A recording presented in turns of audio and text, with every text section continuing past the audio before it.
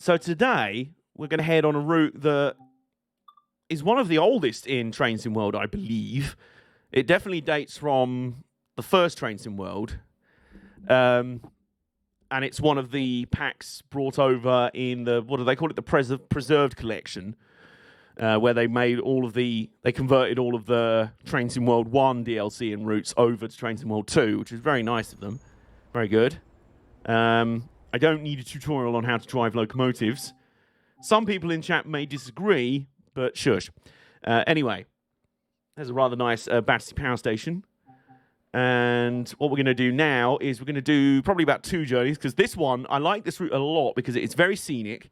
It's very lovely. It's very retro feel. It's basically set in the early 1980s. So you got lots of old school British Rail diesels and stuff like that. It's lovely. Exactly my jam. And basically, I think the actual total route length you can have on this route is actually some of the longest you can have, if I remember rightly. So we've got a Class 08 shunter. What do we call this one? Mildred or something. Yeah, for a hecking good shunting, we choose the 08. Not so much for long distance journeys like we're going to be doing today. NBA games lasting 2 hours for 48 minutes to play, I know, right? When I lived in central New Jersey, it was during the Cricket World Cup, and the country where I lived had a large Indian and Pakistani population. Oh, okay, I bet they were into it. So we've got a Class 08, we've got a Class 40, nicknamed Whistlers, I believe, because they made a lot of whistling, and they were big, thick boys. We have these, the Class 45, which were nicknamed Peaks, because even though not all of them were named, including this one, the ones that were named after famous mountain peaks in the UK. So there you go. The Class 47, which is, as I've said, bread face. It really is. Hang on, how do I go back? Oh, there we go. Right. Yeah, there it is. Bread face. When I streamed this game years ago, Mike came up with the name bread face for this logo because the front of it looks like a loaf of bread. I mean, look at it. It looks like a loaf of bread with eyes. It kind of looks like a loaf of bread, but with the Ditto face from, you know how in Pokemon, and I really like, Ditto from Pokemon. Obviously, it's the shape-shifting Pokemon, and it has that sort of, like, kind of smiley face on it that's like 2 dots and a line. So that, and there's that range of plushies that I really want to get some of these, which all have the Ditto face. It's like regular Pokemon, but it's actually a Ditto in disguise, so it's got the Ditto face on it. It's like a loaf of bread with the Ditto face on it. There can't be many of those. We don't have many mountains. Well, maybe they just would loosen the definition of peaks. They played each other that year. The India-Pakistan match was broadcast in cinemas, but they had different cinemas for the Indians and Pakistanis, so fights wouldn't break out. Understandable, yeah. We've also got this, which is a Class 101 multiple unit for your standard passenger duties, but we're not going to drive that. What we're going to do instead is we're going to drive the Peak on the first run, or Breadface on the first run, and then the 47 on the second run, probably. So what we'll do first up is... It's actually quite clear out at the moment, so we'll pop the wetness up a bit. Snow level. It is -4, so any wetness will be snow. Excuse me. So, fog, rainstorm, light rain, light clouds. Do you know what? We'll make it light clouds, and we'll make it fairly blustery, because that's kind of the weather here at the moment. So, there we go. That'll do. So, yeah, an hour... There you go. I swear the actual journeys, you can get like an hour and a half long journeys on this, or some of them anyway. So we have got, right, the outbound run. Let me just check this for a second. Aha, travelling post office. There you go. Between Leeds and Manchester. Excellent. That's the one we want to do. Okay, so... Travelling post office at 4:25 in the morning. Run some BGs over to Manchester, Victoria. Okay. Loaded oil. Cheese on time. Van collection. Leeds to Manchester, Victoria. Vans to Leeds. Manchester, Victoria to Leeds. Do none of these go all the way to Huddersfield? Staley Bridge to Huddersfield. 4:25 in the morning would be like my run home from work. Have you been working on the signals during the night? You'll be there just like, morning AJ. You're up late. Yeah, I've been up all night doing the electrics on this bit of track. All right. Manchester Victoria to Leeds, 12:48. Where are we at right now? We're at 3 o'clock in the afternoon. So, 15:48. Aha. An eastbound locomotive haul Trans-Pennine express service calling at principal stations only. 14:48 Manchester to Leeds. Blammo, let's do it. Here we go. We're out here. Tickets, please. Tickets, please. All check tickets when we get on. This train is now ready to depart. Stand clear of the closing doors, which will be being closed by a guard, slamming them shut. Right. And yes, I thought so, because it's kind of mid-afternoon in the winter. It's actually going to be getting dark soon. Well, it's actually already pretty dark. So, mood passengers. There's our bread face boy. Look, because it is a bit dark, we'll need these. There we go. Question, what is cheese?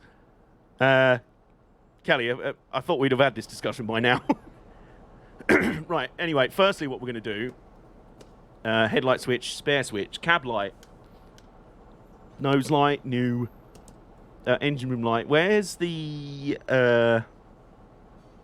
cab heaters? I think I'm going to need them on a day like today. Just trying to find the instrument lights. Instrument lights, there you go. Looks out the window. Yeah, that checks out. Wait until 14:49:30. All right. Oh, we've got a co-drive for this one. Hello, you're right. Yeah. I'm in this for the. Do you want a cup of tea? Yeah, it's gonna be a long one. All right. Ow. There we go. Right. Yeah. Welcome to Manchester Victoria, which looks very different these days. I believe this section of the station, a lot of it is still here, but all of this bit above is now the Manchester Arena, all up here. So, and then, yeah, over there, those platforms sort of right over there, they're terminating platforms. They are now part of the tram link, the metro link. So the layout's kind of similar. Shoves a flashlight into an acoustic guitar, instrument lights. Oh, God. All right. Okay, so, yeah, there's a look around Manchester Victoria. There's our train. There it is. Going all the way down there. So, here we go. Right. So, back on board. Close that. Sit down, lock the doors.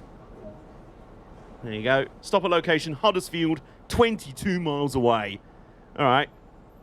Might help if we actually got the train set up first. Master key on. Reverser forwards.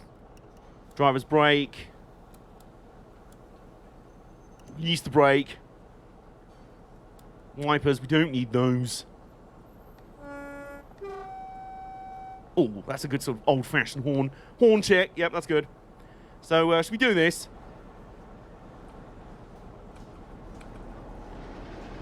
Oh, some rumblage. Some rumblage. We're moving!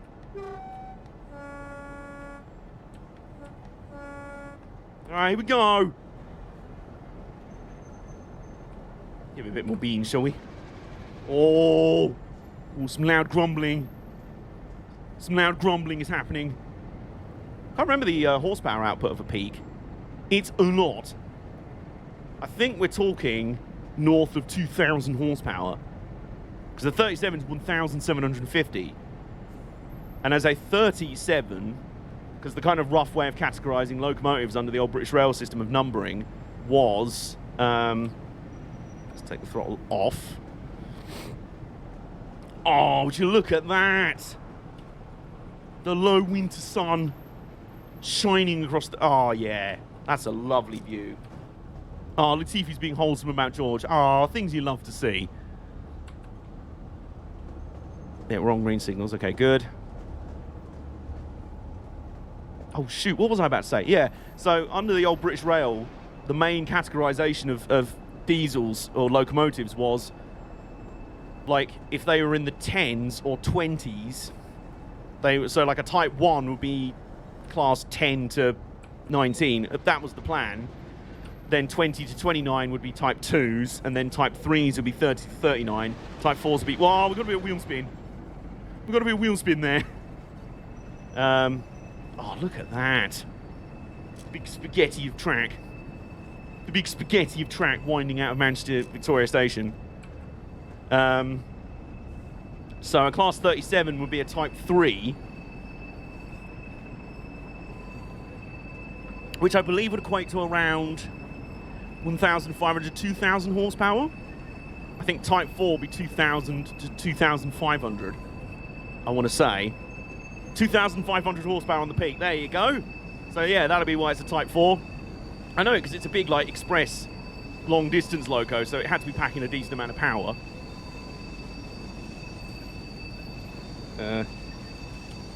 That's the screenshot button.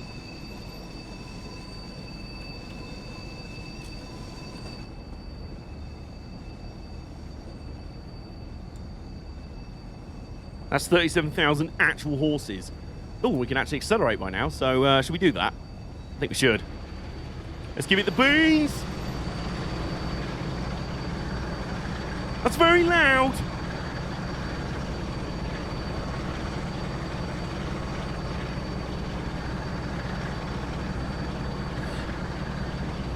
Oh. It sounds like a bomber, it really does.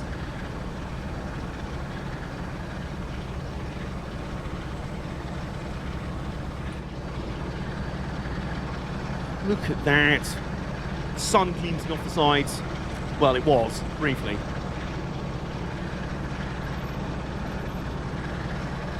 Now, fun fact, I have actually travelled on this route IRL. Because when we did the Class 68s video, obviously the 68s run across this route, Manchester, Leeds, Huddersfield, all the way across to Scarborough. They actually start at Liverpool, Lime Street, and then go across to Scarborough, and then back across. So basically, we're driving a service that probably would be a Class 68 Trans-Pennine Express service now, if that makes sense. We're aboard 145 140. There's a signal box up ahead, and we need to slow to 20 miles an hour again. Which, because we're carrying a heavy train, and we're going uphill, quite a steep gradient. Oh, look at all the different tracks. I think that's into the depot. There's some depot sidings over there. Going to coast up the hill. It's a big old school rumbly boy, this thing, and I love it very much. I love our bread boy. Alright. Yep, there you go. As expected, just coasting a bit was enough to get us down to 20 miles an hour easy. Oh, the old-fashioned 7/4 signals. And you know what I said before, and I've said this before, I think I have anyway, about how on the western region, so on the South Devon, no, not South Devon, West Cornwall local route, the semaphores have a lower quadrant, which means they drop down when you're good to go, and then stay horizontal when you're not. Everywhere else had upper quadrant, so you see those signals on the gantry, that one's up to show you're good to go. Obviously, level across was the same everywhere. Stop. Right now, thank you very much. But the Western region, or the Great Western Railway, decided to be different like that. Because they just thought they were better. And for the most part, they were. In many cases, they were. Oh, hello, we've got a station here. This Staley Bridge? We're just going slow enough to actually check the signs on the... Oh no, that is where... trying to see... Well, that's a nice picture, I know that. Makes more sense that up means go. Yeah, you think so. So there you go, there's a semaphore signal in the up position, which means we're good to go. But as we come through, obviously that will change to... That will go down, because we've just gone through, and it'll be like, no. To anyone else coming behind, no. Stretch main line in the United States, and they're slowly being replaced. Yeah, a lot of the semaphores that are still in action over here are being replaced. There's not many left. There you go. I don't know if you just saw it in the background there. Just pump down there. We're going downhill a little bit now.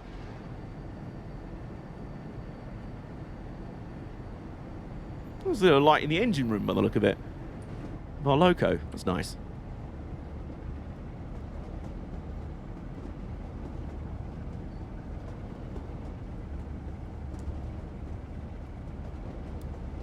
Oh, speed limit has just gone up. Oh, look at that. It's not quite CXC viaducts, but it is a canal. It is a bridge over a canal. We do like that. Some nice atmospheric shots. And yeah, we can speed up now, so I think we should do that. Oh!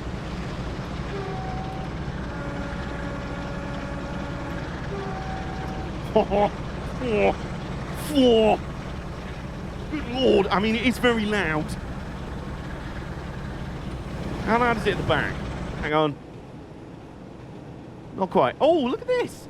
So look at that. That rake of coaches is almost entirely Mark IIs, except for the back one, which is an older Mark I, because it's a full brake, which is what they use to store luggage and stuff in. I can't remember what station this is. No, that's not it. That's not the map button. How many times are we going to have to tell you this, AJ?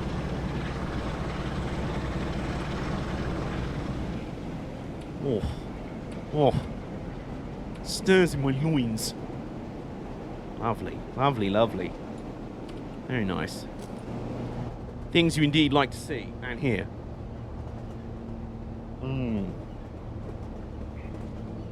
As for things you like to taste, and tea is one of them. Alright, so 50 miles an hour in 2.1 miles. So I don't think there's much point going up to 60 as we can right now, but we can give it some juice. We can give it some beans. Not give it the beans, or full beans, just some beans. Give it some beans. Look, it's bread. It's hot bread. So give it some beans. You got beans on toast. Can you... There you go. Oh. Oh. An amount of legumes. Oh, yeah. Lovely, lovely. Very nice. There we go, right.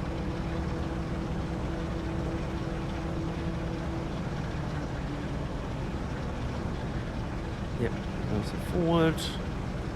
Oh. Another crossing back there. I've also remembered one reason I do really like this route. It is so spectacularly scenic. It looks so good in the game, like the scenery is epic. Exhibit A, I think proving my point there. Oh, yes. Oh, yes. I feel happy now. I feel better now. Any stress from earlier just melted away. Ironic, given it's bloody freezing on this route today. But POV, you're heading to Leeds on a day out in 1981. Or maybe you've just been to Manchester on a day out in 1981 and you're on your train home. It's very chilly, but we've got a big rumbly boy up front. We've got an at-seat food and drink service. I think AJ would enjoy diesels. Alcoholic diesels, that'd be interesting. No, they're the ones that you posted in the, the model railway section? If so, then yes. Yeah, yeah, I might want to slow down a bit now. But again, we're going uphill, so...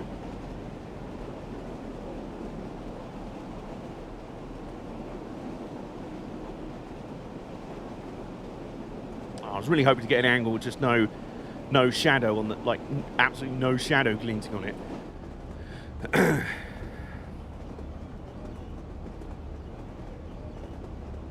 Oh, almost gonna be spot on here. Almost. Yes, almost. Not quite, but almost. This is going all right. As the steep climb out of Manchester continues. They're the ones I posted in the train spotting section with the video that were very, very loud. Ah, yes. Well, they're very loud diesels. What is there? What's not to like for me? Oh, look at that. The low winter sun. Yeah, this route is very pretty. Very, very pretty. Also gives me big vibes of Coronation Street.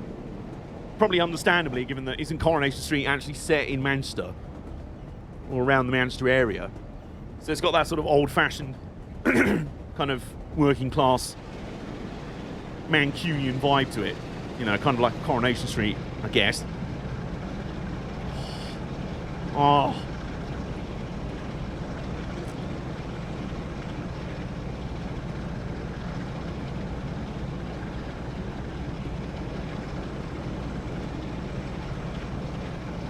Yes.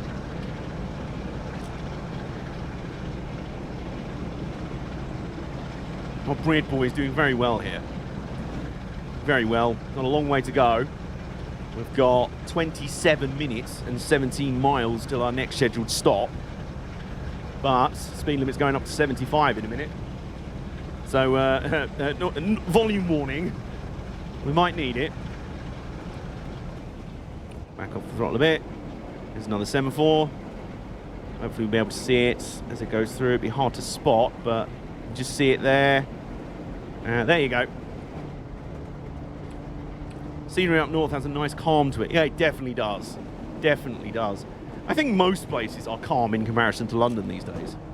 Picture this. It's 1981. You're returning home from watching Leeds play at Manchester United. Everyone on the train is plastered and singing. Look, I was on board with that, no pun intended, until that last bit.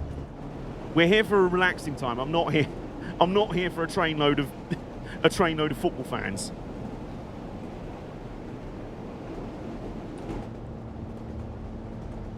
Then again, hang on. It is also midweek. We are doing this on a Wednesday, just a Wednesday that happens to be 1981. For today's purposes, anyway.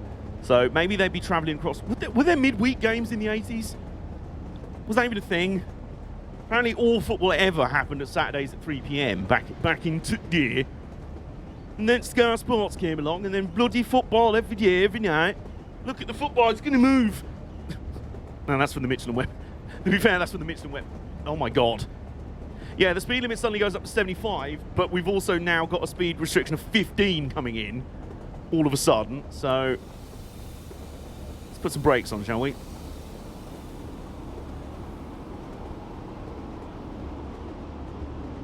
It's the football. Look at the football. It's going to move. Look at it.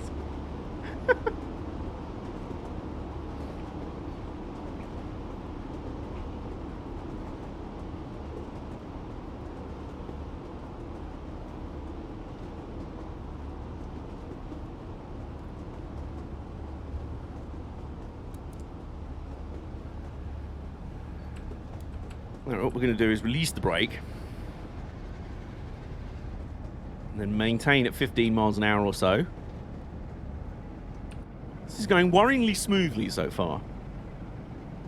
I say worryingly because, you know, smoothly and me driving trains are not two words that go together, really. Generally speaking, anyway.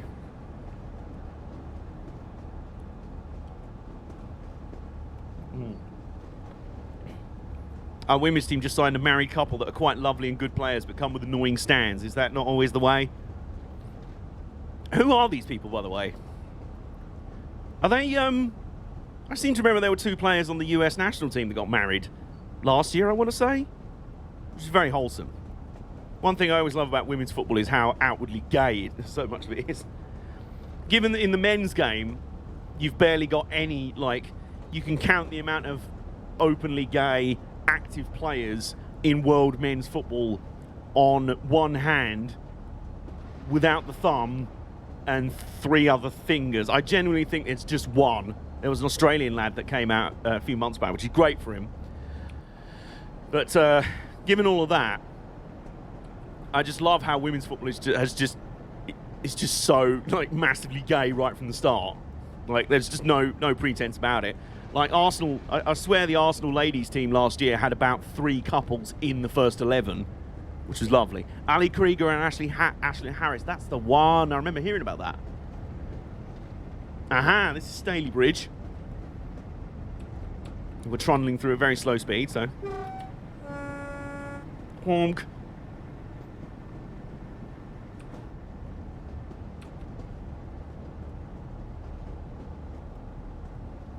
Speed goes back up to 60 in a minute, so once again, volume warning.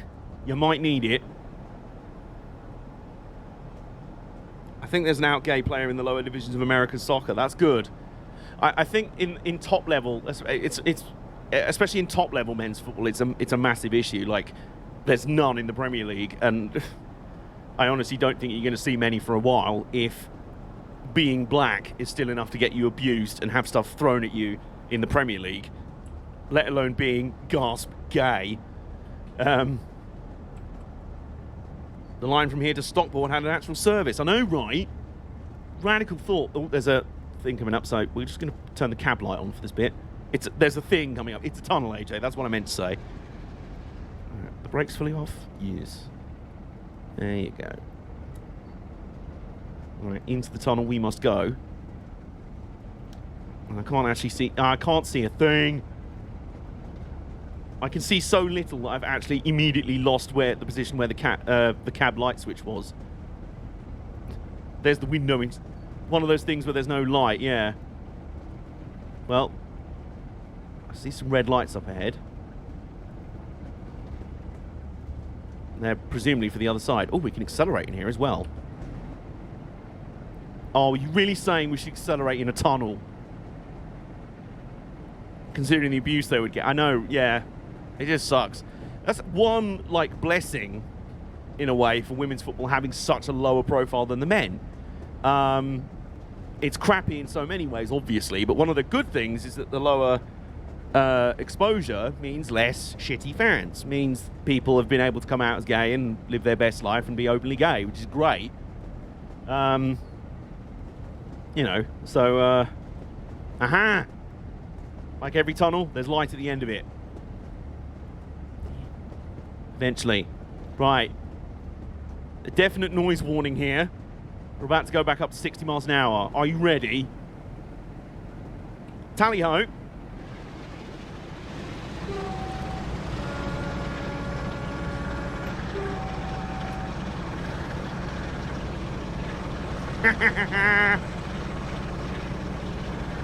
Oh. Oh. The absolute growl. The growl of bread. The angriest loaf. Ah.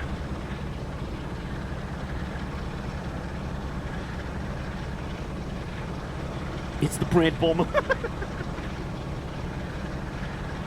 Oh, hello, there's a train coming the other way. Hello. That looked like a Class 40 on the front of it. Another passenger train going the other way. That's the train full of the Leeds fans heading to Manchester United away. Yeah, I've heard about the abuse issue over there as well. With I heard about there was a big issue with that. Well, a big incident with that recently.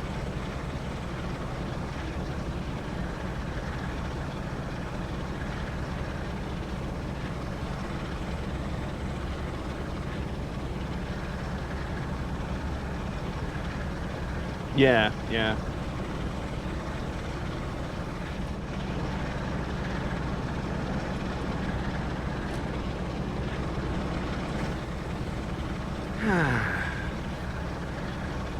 This is rather lovely, I'll be honest. This, I mean, you know. Green signals the whole way. Our stop's still 15 miles away, so we've got 19 minutes to go. 15 miles in 19 minutes. Choo-choo, good afternoon. Hello, Tuscanity. Good afternoon, welcome in.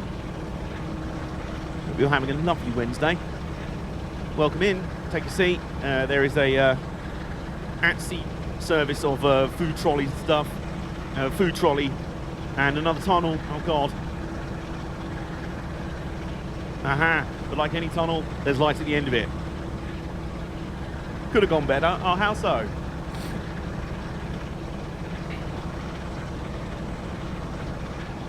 Yeah, let's hope for that. Let's hope for a continued upward trajectory again, JBS, for American women's football.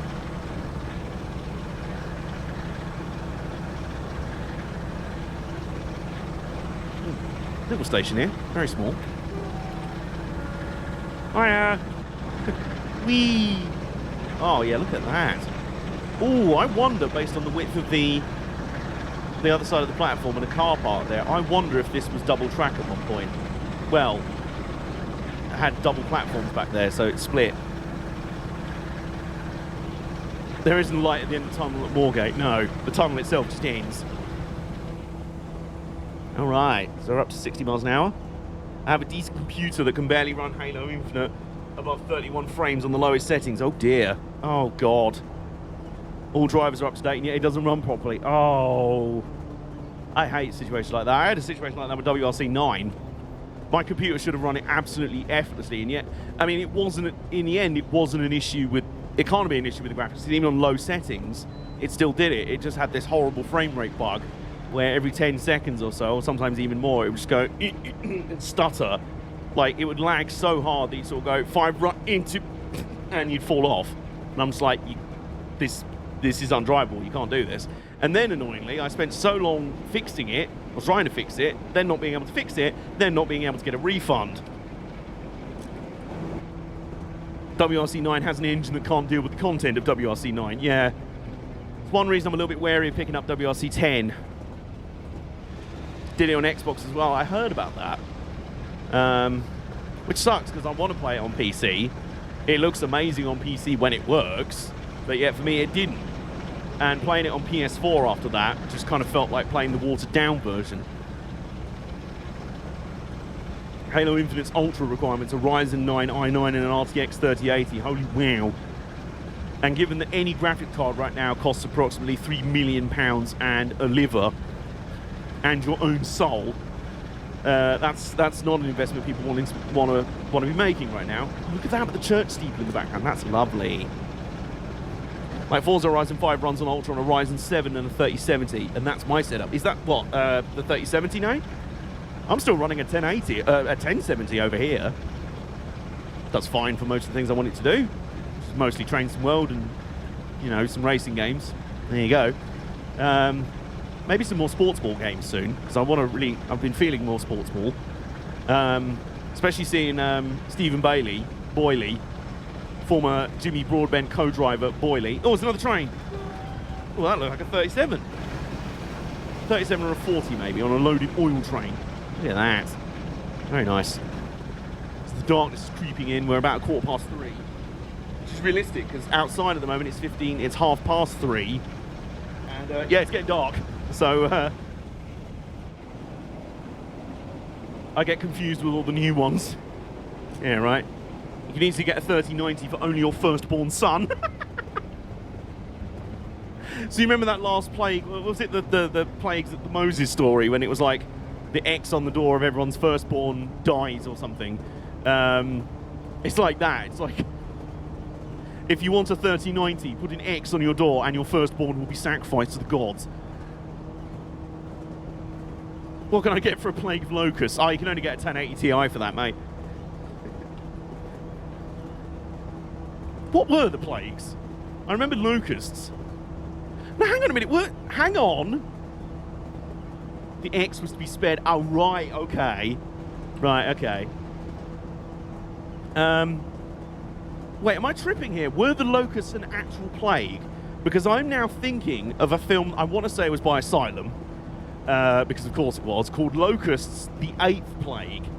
And yeah, it's kind of what it said like. I thought there were 7 plagues. Then again, I might be remembering my religious history. Flies, yeah. Or otherwise known as the plague that my bean cupboard downstairs gets every summer. Oh, we need to be slowing down a bit again. We're still going uphill, so just let off. Nice signal gantry there. Nice big thick boy train there. But in contrast to my issue with Halo, it's an uncommon issue that no one seems to be able to answer. That, yeah, that stinks. That was the same with WRC9 for me. Like, no one had an answer for it, except it's an issue that's happened a few times now. Can someone at Milestone please fix it?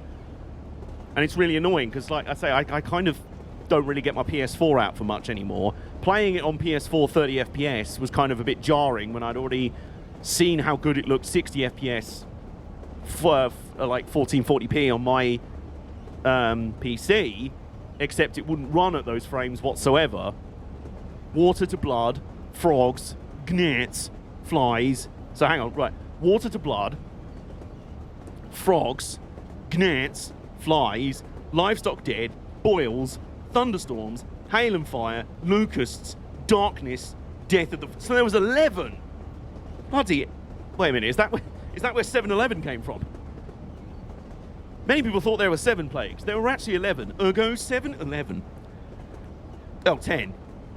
Speaking of plagues, I've not seen a single flea in my house for months. Well, good. Maybe he's off working on the new Red Hot Chili Peppers album. Gnats are young flies. Yeah, they are. I know. And I know you're supposed to say gnats. That's just me being annoying. Oh, is that a light at the very end of the tunnel? A light in the distance. Should we get there a bit faster? I think we should.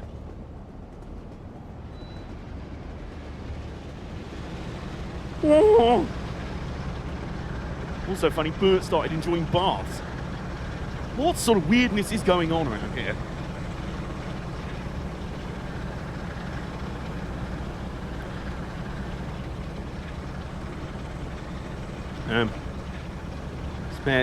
No.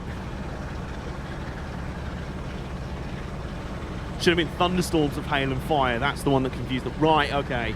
You went from being a grumpy, angry floof to splashing around having fun. Oh.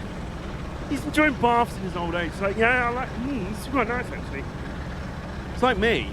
I'm going to be 30 next year, and it's only this winter where I'm like, you know what, I might actually like cold weather. I might actually like winter after all. I mean, I know I'm going to change my mind halfway through January, which is my least favourite period of the year, and honestly, Jesus Christ, if I can get through January each year, I can get through everything else. I can get through anything, basically.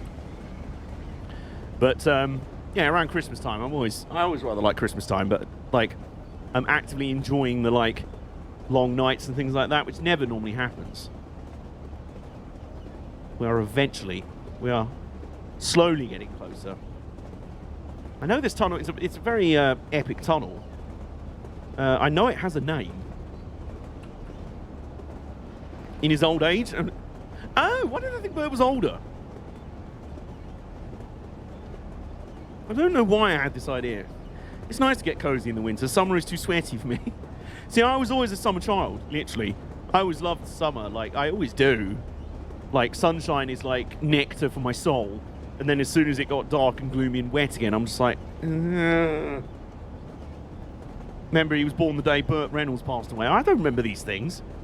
I don't remember dates that are important to me, let alone other people dates, you know. Choo choo, hello Paula. How are you doing today? It's why he's named Burt. I know that.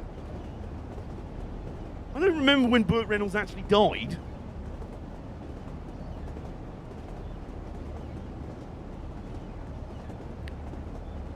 Last time I checked, this wasn't a game show. Oh, need to be slowing down to 40 in a minute. Brake. Where's the brake lever? Driver's brake. There we go.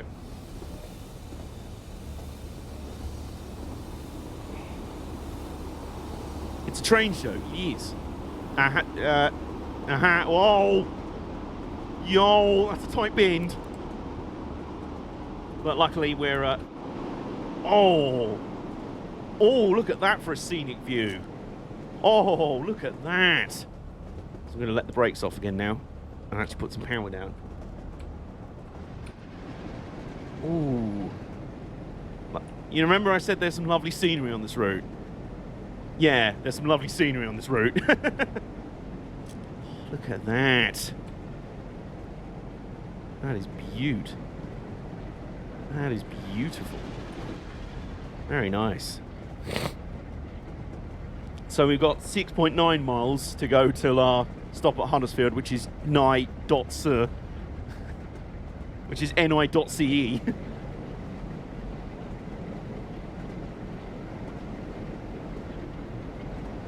Running through a station. Lovely little signal boxes in this route. I assume they're long gone now. Just so many nice. How's the scenery on this route? It's lovely. It's really nice. I may have made that clear by now.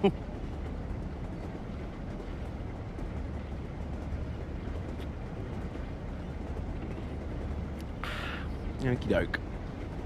So we should be roughly on time for this as well. Roughly, you know, in vicinity.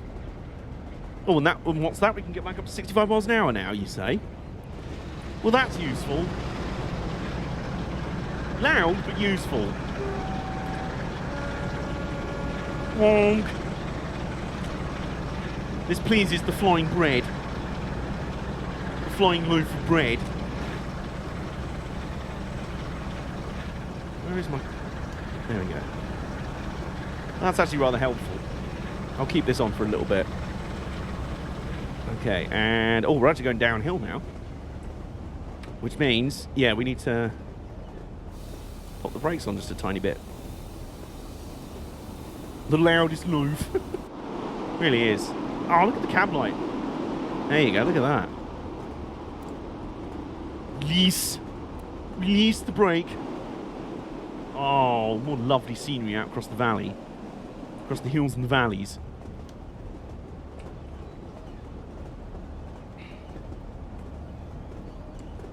There you go.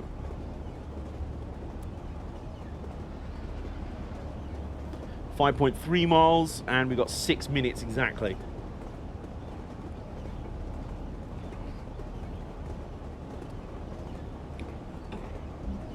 Oh yeah. Oh.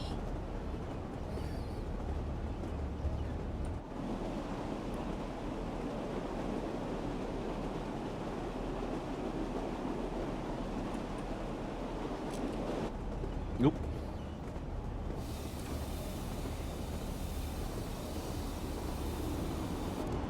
There you go. Yeah, we're closing in rather nicely. And speaking of rather nice, oh, it's a sexy viaduct. We've got a sexy viaduct which is being bowled by trees. Never mind.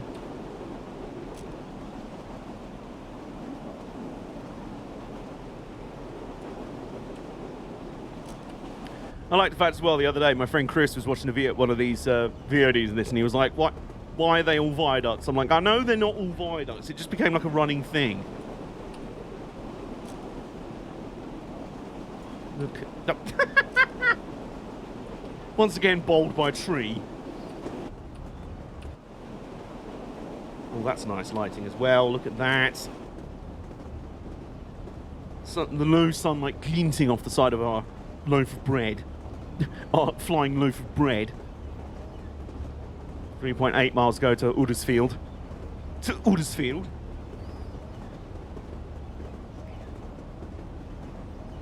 Still green signals all the way, which is lovely.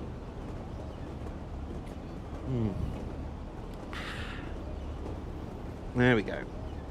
Giant metal bread.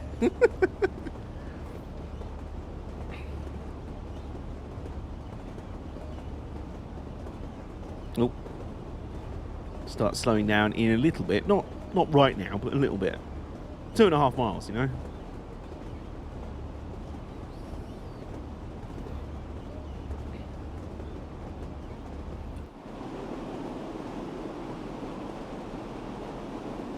Oh, I love the slight reflections on the rails as well. Kaiju-sized mini toast.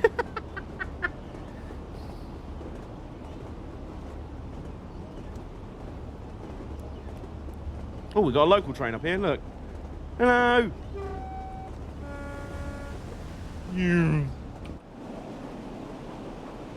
That'll probably be, well, that'll be a stopping train going, well, obviously going the other way. Might be going as far as Manchester, actually. Okay, so now we're going to start braking a little bit. Excuse me. That's actually part of the braking procedure. I'm using the kind of bilge force to kind of push back.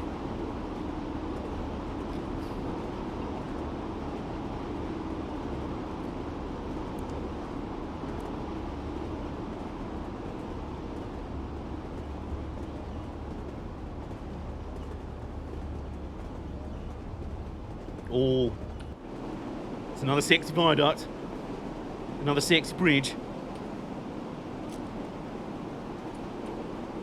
And this time we do not get bowled by a tree.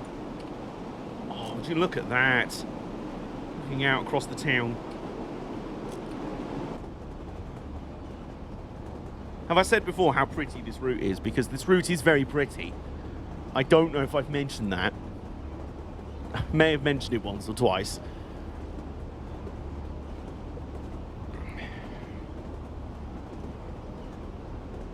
We're literally just coasting our way in as well. This is nice. So, stopping at Uddersfield in 1.4 miles. So, I'm actually going to just put the brake on anyway.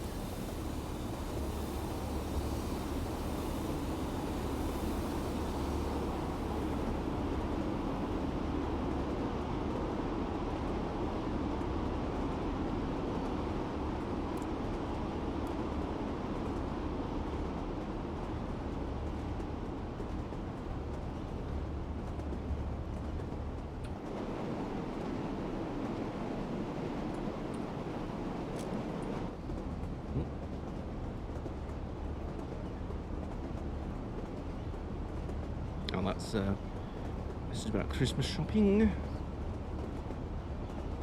I really should start getting on with soon. Oh yeah. Okay. Oh, we got another tunnel.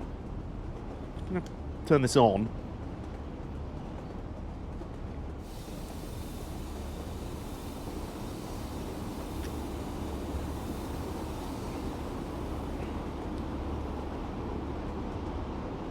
Aha!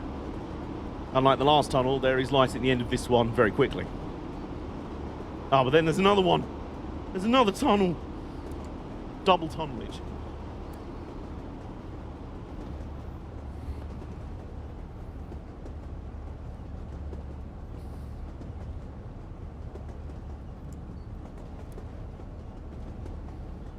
We're still just coasting in really nicely though, so...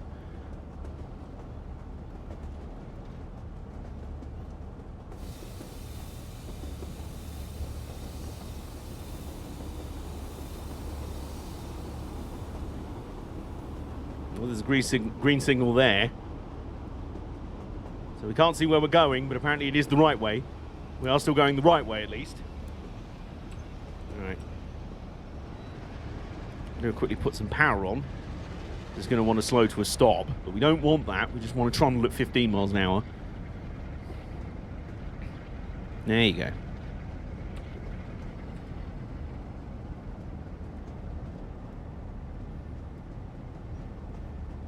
We've got a yellow signal before entering the platform, so let's just keep an eye on that one. And here we are. Welcome to Leeds Station.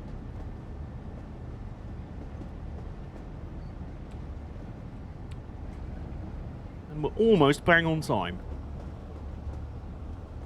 Okay, so... Yeah, look at that. There we go.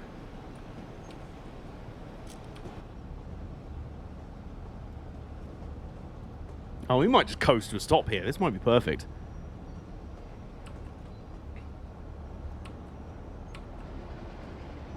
Tiny bit of power. Keep it rolling in. No, we don't want to stop too early. Come on. Come on.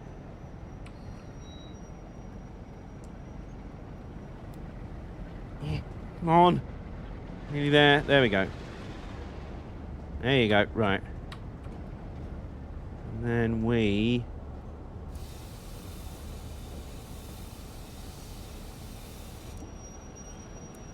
Come on. Right, we're going to be early. We're going to stop too short. Nearly. Come on. No, not quite there. Come on. Yeah. Yeah. What's horrible is that the red signal is literally just behind the marker, so you have to be spot on. So here we go.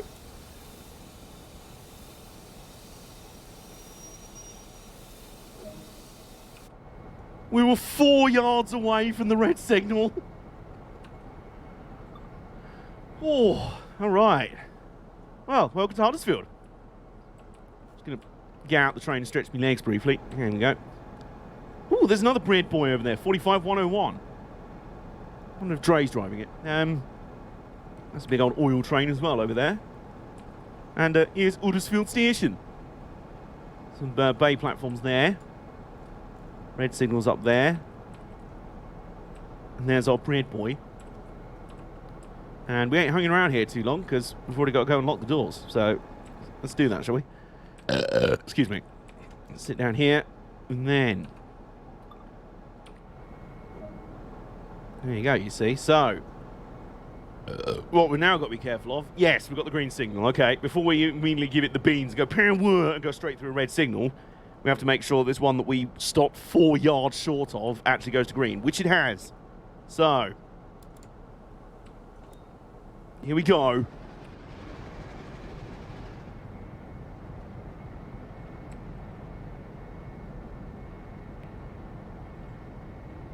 Come on.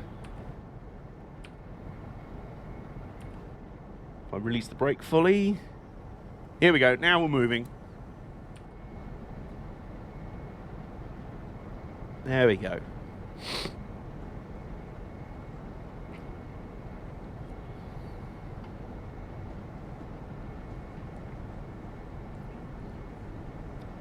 Hey, look at that. It's bread, mates.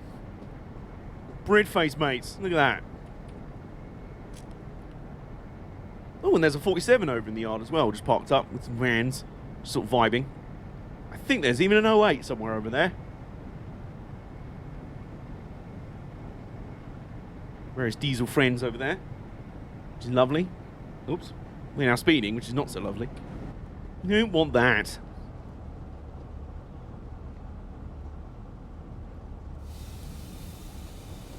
I do like the brakes on this thing, I've got to say.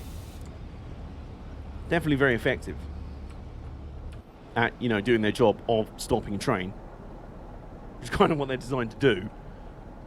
Oh, what's that? The speed limit's now 40. Aha. Well, you know, there's this thing called the power lever. I think I'm gonna turn it off. I'm gonna, yeah, just max it really. Oh.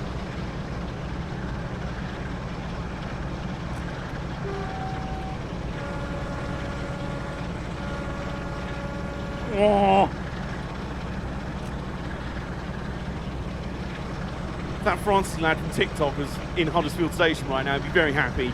I hope he'd be very happy.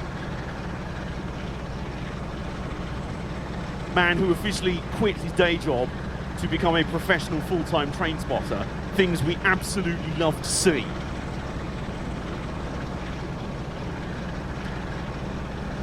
As far as I'm concerned, TikTok is now the greatest thing ever, if it has allowed that to happen. I mean, I'm being sarcastic, it very isn't, but, you know, it very isn't. But, you know, make the best of a bad thing. That's what I've been doing with YouTube for years. Right, so onwards we go, 13 miles to Leeds, which is our, well, that's our final destination. Hopefully not that kind of final destination, we don't want that. We've got 20 minutes to get there, so 13 miles in 20 minutes. I think we can do that. Let's hustle along.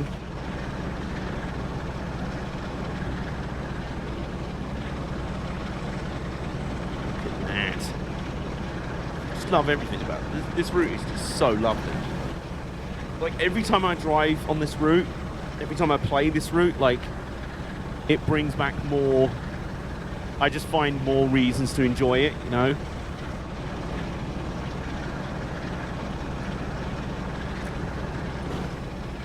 And we're at nice miles an hour, and there we are at 70. So what we're now going to do, because we're still going downhill a bit, so we can coast now that we're up to speed, and we actually need to slow back down to 50 in a minute, so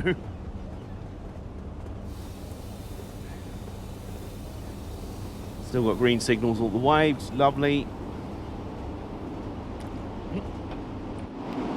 Station there.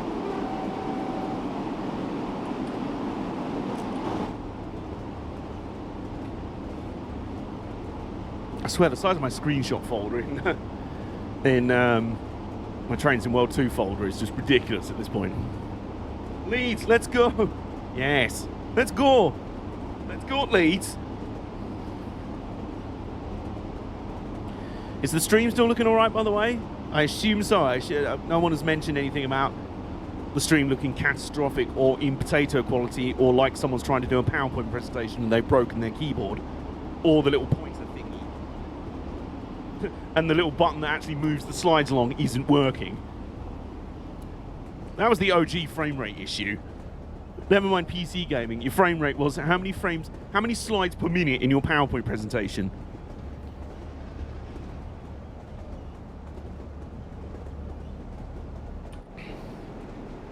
Oh, excellent churches.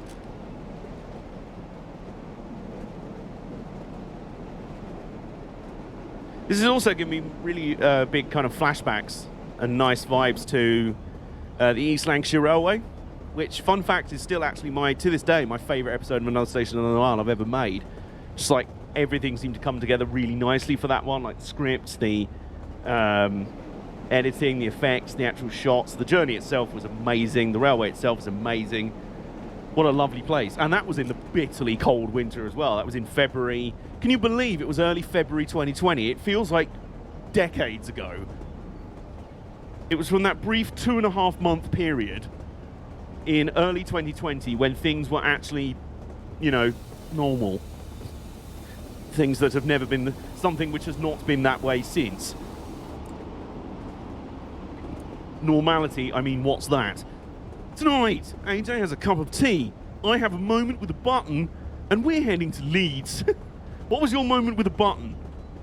I did misread that for a moment and said, I have a moment with Jensen Button. I'd be like, Kelly, we're really going to need context for that. Excuse me. But yeah, on the East Lancashire Railway on the weekend I visited, it was a diesel gala. And one of the diesels involved that day was one of these. It was a pig. So I rode behind, I got to bash a bread boy.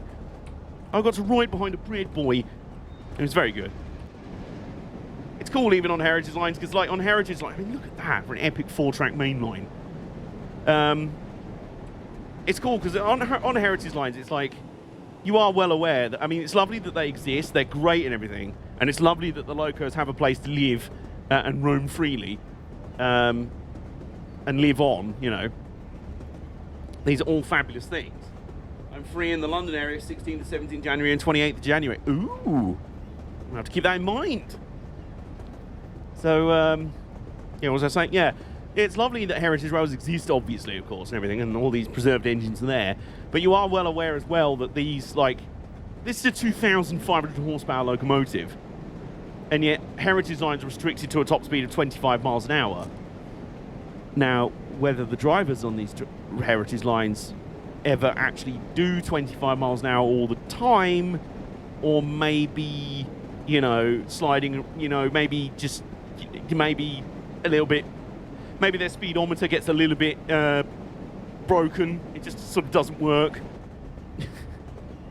You know, they're just like, oh no, well the speedo said 25. How fast were you actually going? I might have just hit 40, oops.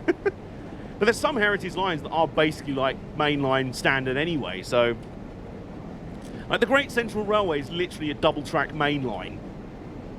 And there is footage online of like test runs for locomotives where they've been authorised to go up to like 80 miles an hour or 90 miles an hour on that route. Now, obviously, countering to that, it actually works for heritage lines to have a relatively short or a small speed limit, because a lot of them, if you've only got like 2 or 3 miles of run on a heritage line, you don't want it. You want it to last. You don't want to do 60 miles an hour because it'll be over in about 10 minutes. You're like, oh, was that it? Yeah, unfortunately. If you're pootling along at like 15, 20 miles an hour, that's much better. But the only downside with a lot of that is, oh, lovely canal there. The downside of that is, you are well aware all along that you're pootling along at 25 miles an hour on a 3, 4, 5 coach train behind a locomotive that was built to be doing, you know, like 3, 4 times that, with 3 to 4 times, well, at least twice as many coaches on, you know? So it's a little bit weird in that respect. So trundling along the East Lancs behind one of these, you could tell that it was like no effort, you know? There was just, this thing trundling along at 25 miles an hour is a bit like saying to Usain Bolt, go for a slow stroll down the river. They should add 1 or W weighted cars so it can go full throttle without speeding. What's that? Like just really heavy wagons. Then you have a loading gauge issue potentially. Oops. Slow down a little bit more. There we go. The railway that I volunteer at had a top speed of 20. We have some engineers who have done well more than that. Yes. Yeah, absolutely. And like I say, like sometimes you're going to get moments where, oh, there's another station here. Another mile, boom-tish. Look at this little station on the curve. Look at that. Nice shot there. If you want to stand on that platform, you get great shots of the main line as well. Just coming through. That reminds me, whoops. Oh, hello, there's another train. Didn't see it was on the front. I think it's a 47. Didn't look like a Brady boy. What tube station is it that literally, like the buffer stops and the end of the platforms, there's another tube line that goes right across the end of it? It's like the closest 2 tube stations get to each other without actually joining or being the same station. I want to say, is it somewhere on like the Hammersmith and City or something? Trying to think. But yeah, it's kind of like that kind of energy.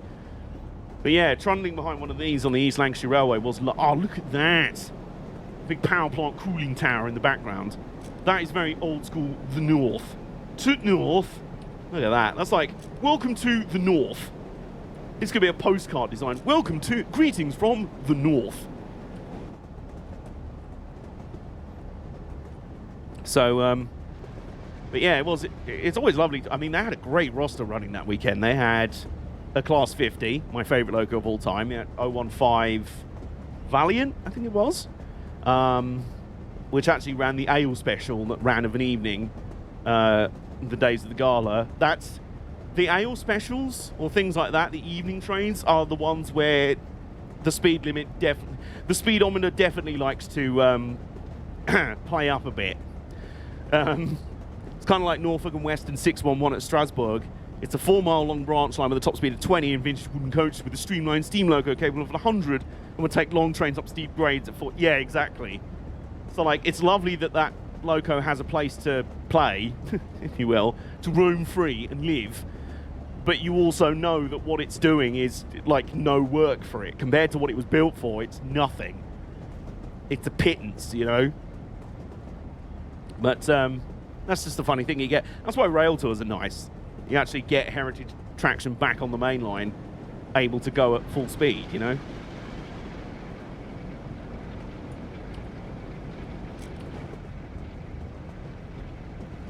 Alright, we're still 8 miles to go. What station is this? Oh. Was it Darlington, maybe? I don't think so. Where's the map? Or is it Dewsbury? I keep forgetting that it actually shows the names of the stations now on the map, which is very useful. Yeah, Dewsbury. There you go.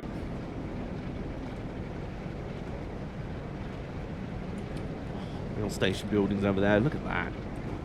This is all just lovely. Ah, we have another 6 viaduct. And a unit. Check out that absolute unit over there. Oh yeah, this is more like welcome to the North vibes as well.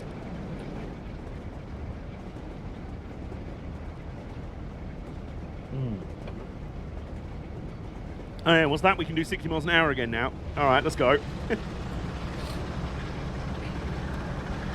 We need to do 7.5 miles an hour in 10 minutes. 10.5 miles in 10 minutes.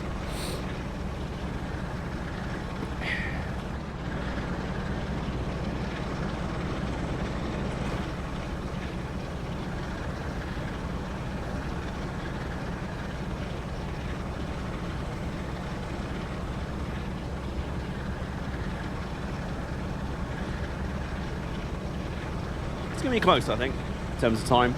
We're not going to be that far behind, even if we are late, I don't think. Till a few years ago, we had many mainline steam rail tours that all ended quite suddenly because of insurance and a nationwide requirement for positive train control. Yeah, I know there's been some issues like that over here. Heritage locos have to be mainline certified, which includes having, like, automatic warning systems and certain, like, signalling systems and stuff like that. They're not cheap to ride either, so most people just like, well, obviously they're still very popular. It's Batley, isn't it? I believe it is. Home of a rugby league team, I believe, the Batley Bulldogs, because we are in the north, one of 2 strongholds of the version of rugby they call league. They call rugby league, the other being Australia. Growing up as a rugby union lad, like, it's funny, it's like, oh, I like rugby, I assume you mean union. Yes. There another one? Yes. League. It's great. It's much better, isn't it? Where's it played? The North and Australia. Where else? That's a good question, actually. Like, literally all the teams in the pretty much all the teams in the Super League. It's kind of funny how they've tried in the last 20 years or so to, like, branch out with random other teams in other countries, like the Catalan Dragons over in France, or in, like, the Catalan area, the Basque area. They've tried various London teams, the London Broncos. I think they're still a thing. I think they're actually now ground sharing with AFC Wimbledon at the new Plough Lane. But yeah, the heartlands of rugby league have always been to north, the M62 corridor in the north of England, and Australia. Like, the NRL is huge in Australia. It's a big deal. It's like their NFL, basically. Well, actually, they have the AFL, which is Aussie rules football, which, I'll be honest, just resembles rugby meets netball, and I have no idea what's going on in any of it. And then there's the Reading and Northern, because I haven't mentioned that in the last half an hour. No, I'm joking. Who doesn't need positive train control and has a 90-mile-long main line and 2 steam locos. Whoa, whoa. So, just to clarify, that is an actual functional main operative line. It's not a heritage railway. It's a main functional line. It just so happens to be operated by old stuff, is what you're saying. Or is it kind of a mix of both?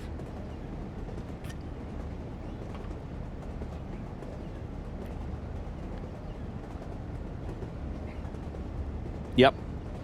I got you.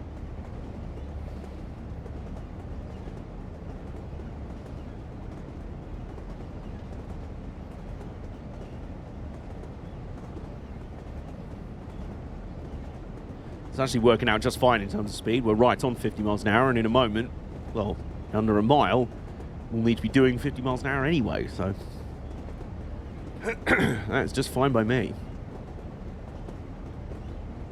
I could probably set it to coast. There you go. I'm going downhill slightly, so may as well. See, lift and coasting, I can save fuel. Oh god, that's a point. That's a point. I really want to... It's annoying. I've currently got my sim rig, the actual stand, and the seat and like stand and everything for sale. I'm selling that off because I want to go back to something that can fold up. But I've recently rediscovered just how awesome the V8 Supercars mod on Assetto Corsa is, V8's Corsa. Oh, I mean, there is still the possibility, actually. I've tried experimenting with simulating AI races on Assetto Corsa. It's a very restrictive game in certain aspects, so it's kind of frustrating.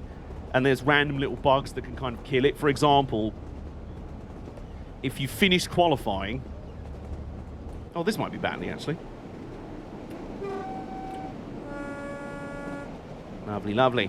Yeah, if you finish qualifying with any cars that are sat in the pits at the time that the qualifying session finishes and it loads the race, they then will still think that they're still in the pits, and then on the grid just won't go anywhere at the start because they'll think they're still parked in the pits. So they'll be like, and it's lights out and away we... Oh. And like 3/4 of the field is just like... just reading the newspaper like, what? You're like, drive, do it... Never mind. So it's a bit of a faff, but it's annoying because with a bit better functionality, the original Assetto Corsa could be one of the greatest racing games of all time. It's that funny sort of uncanny valley of sim racing. Like, each game has so much that it does really well, and yet stuff that it does so annoyingly wrong.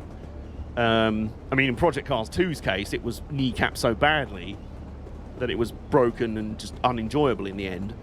iRacing I do enjoy from time to time, but a little iRacing goes a long way for me.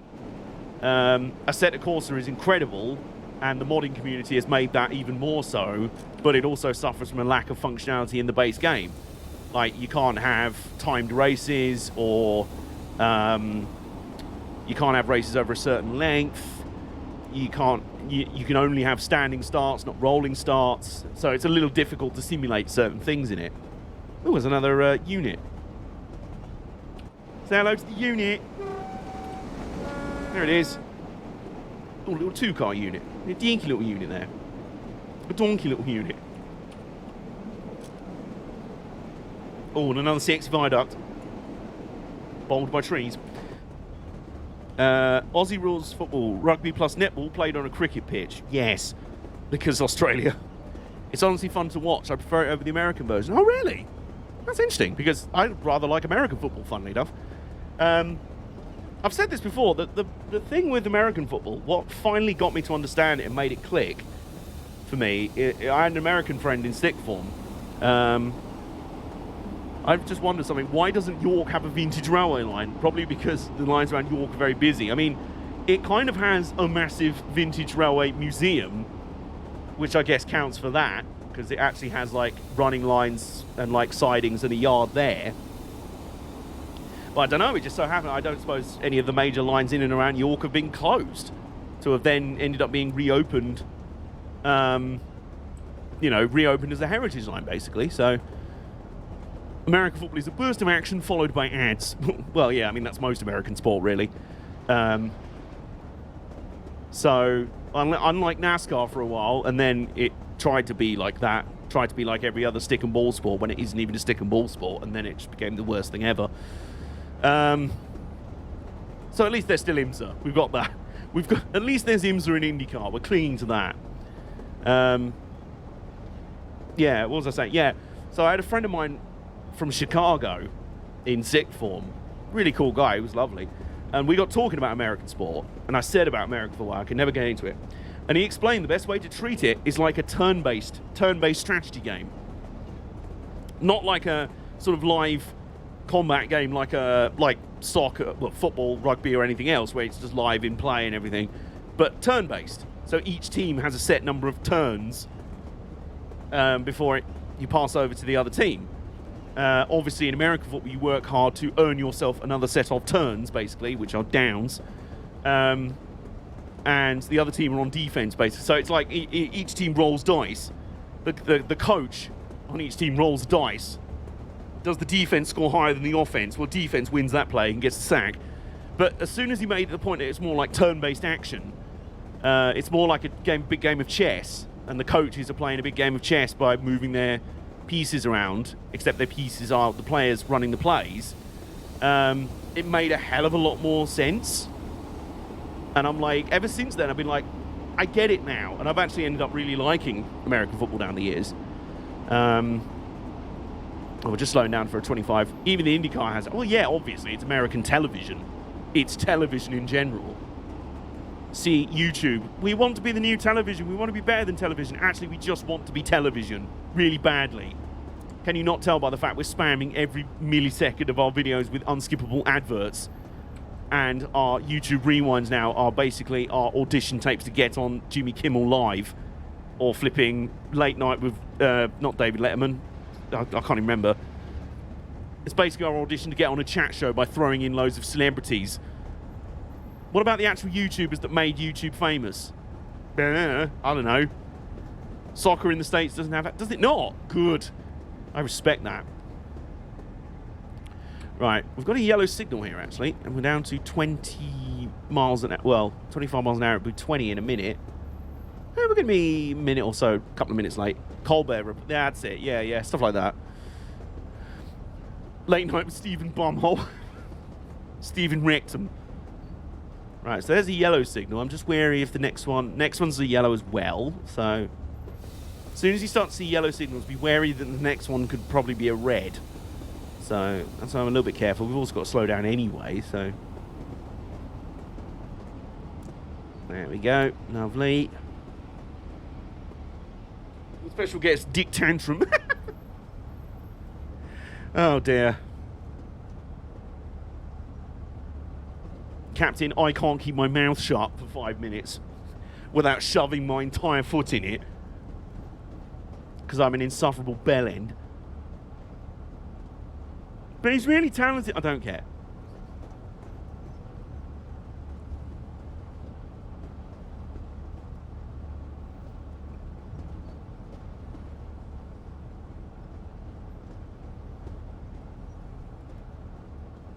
I'm just going to take a nice slow trundle into Leeds Station. We're now going to have a speed limit of 10 miles an hour. Soccer in the States puts ads everywhere. Soccer elsewhere puts ads. Line boards, end line, shorts. Yeah, exactly. Stadium names, yeah. The Sports Direct Arena. No, it's St James Park. Shut up. I don't mind it so much when you've got like it's a sponsor name and then the actual name of the stadium. But when it's a full naming right, it's like, instead of the like with St James's Park, it's just the Sports Direct Stadium. It's just like, wow, really? Okay.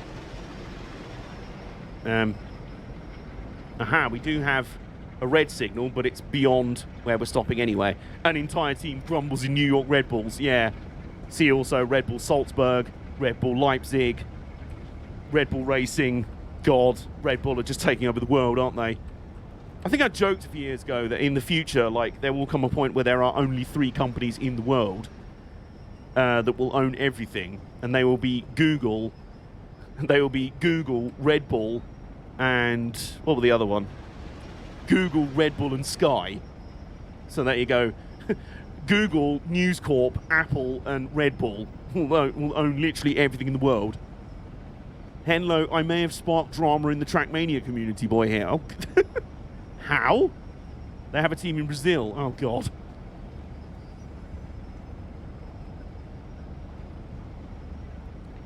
I mean, they could easily have a team over here.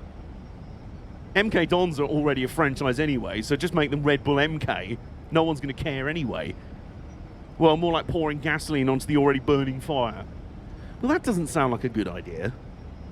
I know how to put out this raging fire. Let's pour some petrol on it. Welcome in. We're just about to complete our hour and a bit journey across the north of England from Manchester to Leeds Station, which we're about to pull into right now. There's all sorts of platforms at Leeds Station. A big sort of sprawling metropolis of platforms. Empty rake of coaches. That's actually the parcel train over there, I think. Because that's all full brake vans, which often comprised parcel trains back in the day, because they're just guards, like, full brake vans that were just for luggage anyway, so they were just used for mail bags and stuff. There's another bread boy parked up in the platform over there. There he is. Hello, you alright, mate?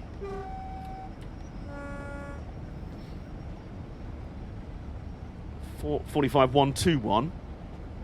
Oh, we want to actually slow down now. Oh, it's another one with a really tight red signal. Oh, no. No, please. Is that the Nightmare crossing the border? Well, it will be in a bit. Will be soon. If Red Bull bought a team in England, it would get a similar reaction to the Super League. I'd hope so.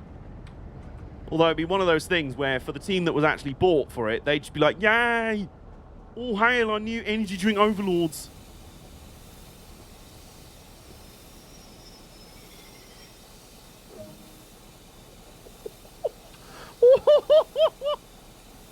Can we just observe? 1 yard. 1 yard. How about that? That's how close. Oh, yeah. Spot on, though. And, yeah, welcome to Leeds. I've only been to Leeds Station once, and it's okay. I've been through it a few times, and it's all right. Load passengers, and then anything else? No, objective complete. There we go. Hey, we finished our run, Manchester to Leeds. Only got a silver medal for that. Come on. Look at the stop accuracy, by the way. 0.1 yards there. Kablam. At least Leipzig lost to Union last weekend. Yes, my adopted Bundesliga team slapped up Leipzig so badly that they sacked their manager. You love to see it. Also, well, long story short, I made a post calling out a trend called fake flagging, which ruins regional leaderboards in underrepresented regions and damaging the competitive integrity of the game. What is fake flagging? Is that basically like a version of... Oh, God, what's the thing where it's like... What's the thing where it's like smurfing? Is it called smurfing, where like a really good player deliberately makes a new account and pretends to be a rookie, except they're not? And I just sort of cringe whenever I see that. Like, I see sim races do. They're like, being a rookie again in iRacing. I'm like, no, I don't care. Changing your country flag to a country that's not yours. Aha. So, yeah, kind of like country smurfing, I guess. So, you're like... So, I guess if you're from a country that's very competitive, you can easily change it to one that isn't and be like, yeah, I'm the greatest thing ever. Jesse Marsh was sacked? I believe so.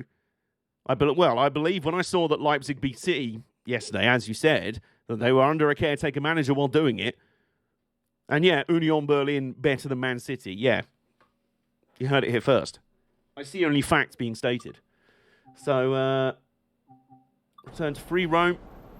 And... wait a minute, the door's still open. Hang on, let's shut the door for you. See you later. Let's wave our train off. So how many coaches do we have on? I assume about 10. 2, 3, 4. And had to deal with the repercussions of people that were part of this problem claiming that it's not a problem. Oh, I see, right.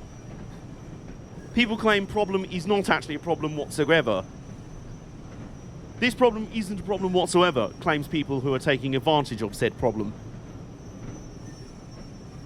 And there's the brake van at the end with luggage and bits and bobs and that in there. And, yeah, there it goes. Trundling off. So, in-game, we've got a few hours to kill in Leeds, having a wander around. In reality, it will be a few minutes, because I'm going to take a quick break, brew up a fresh cup of tea, get some biscuits probably, and we'll be back, and we'll be ready to take the night mail back across the Trans-Pennine border, I guess. This is the night mail crossing the Pennine border.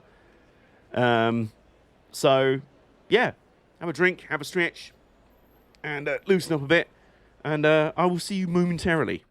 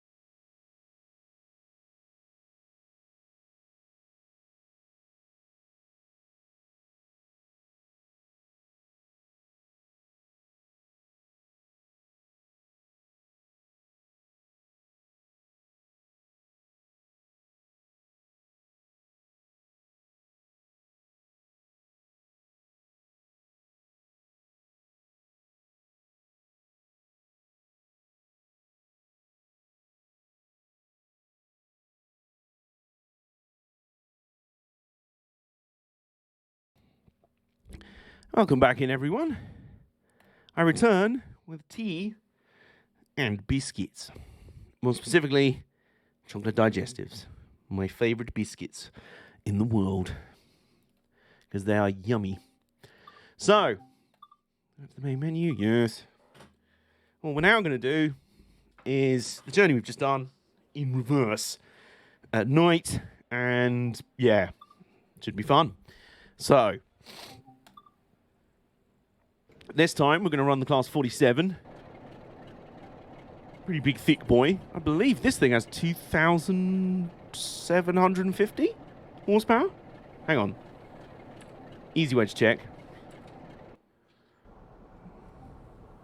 Aha, it shows the exact same. I think it also has 2,500 horsepower because it's showing the same horsepower level, excuse me, as the 45. Yeah, the exact same horsepower level as the 45, but it is lighter.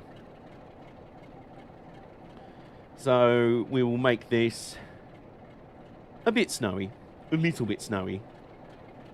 Cloud level a little bit breezy. Maybe not full snowstorm levels. There we go. That should do. So we then scroll down here and we do a late night run back. Could be quite interesting. But I promised you night mail. So letters for the rich, letters for the poor. Someone in the bomb and the girl next door. So, yeah, I promised you night mail. We're going to do it. The travelling post office train is en route to Crewe. Take charge of the train between Leeds and Manchester. I will. Let's do it. Let's do it to it.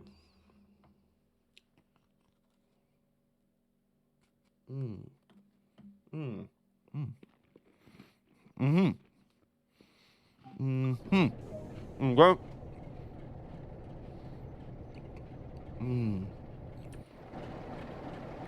Oh, look at that. So here's our Class 47. The full rake of full brake vans. Loaded up with people's mail and parcels. Or people trying to get their Christmas shopping in early. Look at the stars in the sky. Wow. Anyway, let's go on with our mission, shall we? First question, where are the cab lights? Well, first question, actually, where are the... I think I have a co-driver, but I can't see them.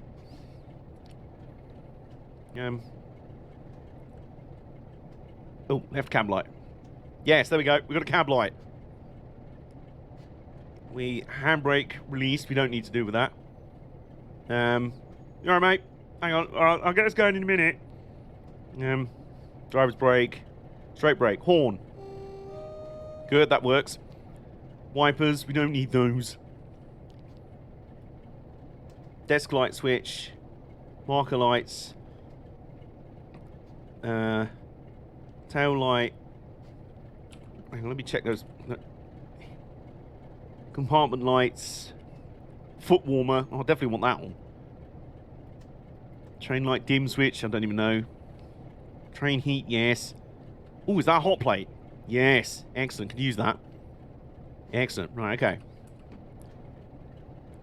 So the left cab light switch is right there. But our instrument lights are on, so... hang on, where's the cab light again? We need the cab light again. There we go. And then master key.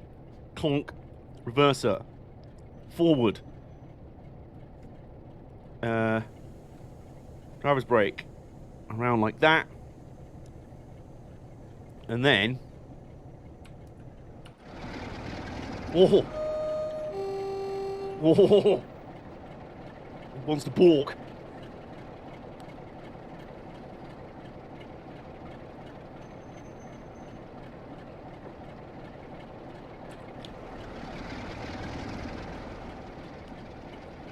Here we go. It's time to start our journey back west.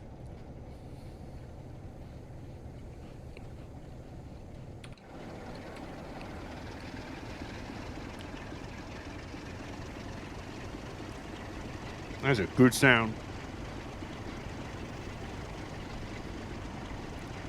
Oh.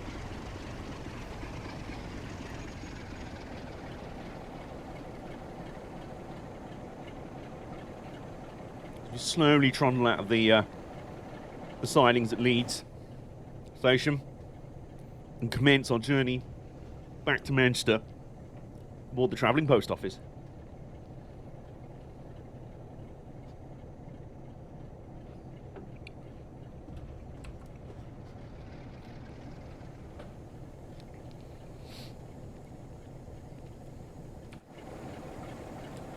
Leeds Station looks excellent lit up all like that. There's that peak that was in the sidings earlier, it's still there.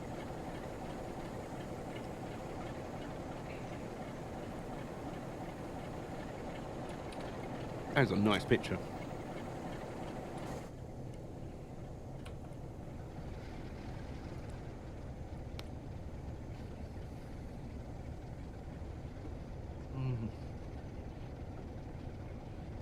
You know what's even nicer though? These biscuits.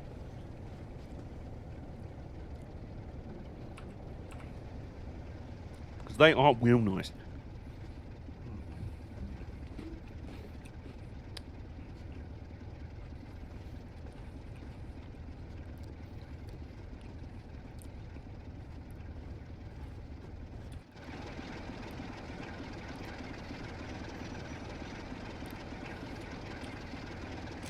I love the sky lit up all full of stars like that. That's beautiful.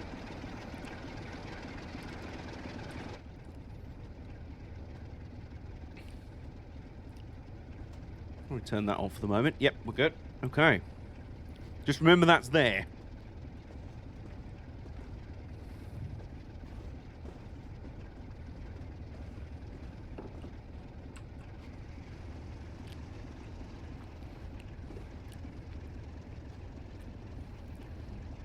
Speed limit slowly going to start increasing.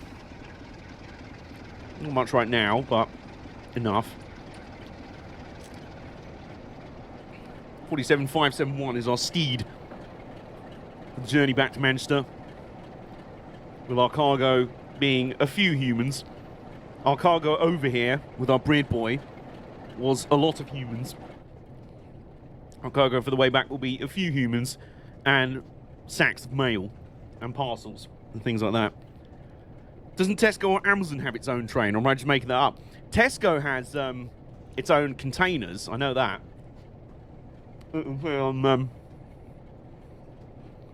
Flat container wagons on freight trains, so yeah.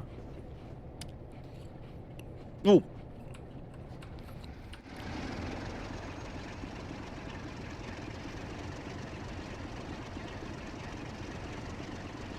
It's 20 miles an hour now.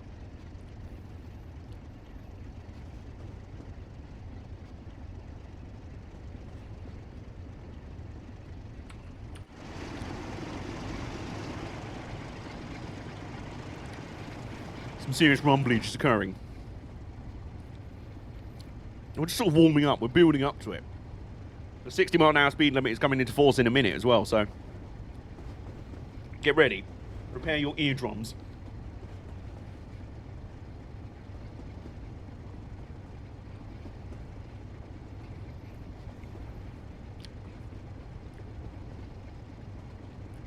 You best put seatbelts on your ears, Roy, because I'm about to take them for the ride of their life.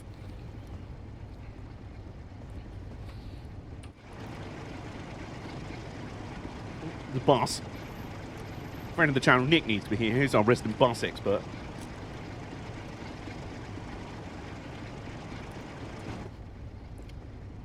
Oh, closing in on 25 miles an hour, but I think we've gone through the 60 mile an hour speed limit, which should apply once we're clear of the points.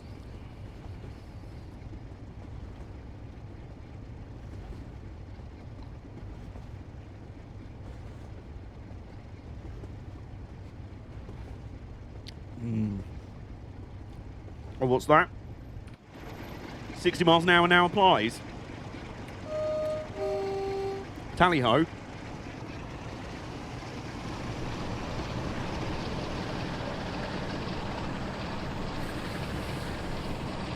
Oh, yeah.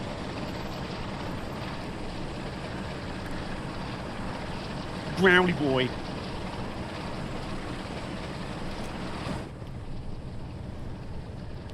Ironically, the speed limit drops down to 50 again in a minute, but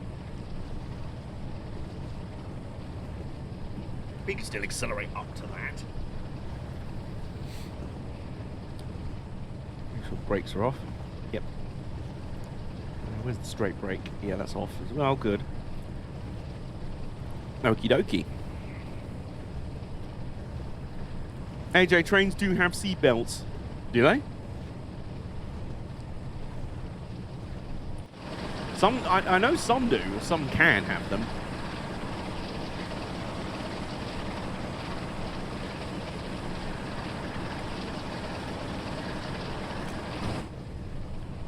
This is lovely. One of my favourite things to do in this game is night running. As I've always said, one of the strengths of Trains and World games has been their lighting engine. Excuse me. Oh, wonderful. A former NFL player dying in police custody under suspicious circumstances in a backwater town in Alabama. I wonder what could have possibly happened. He slipped and fell over in the toilet. I don't know. Obvious sarcasm. Hopefully evident there. Thankfully, here on this cold December evening in 1981, in just west of Leeds, things are slightly better. In a nicer place here.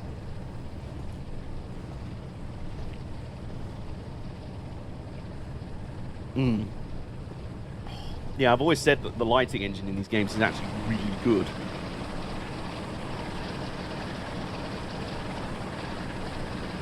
Underneath the stars. Where is the moon? I think the moon is sort of directly above us at this point.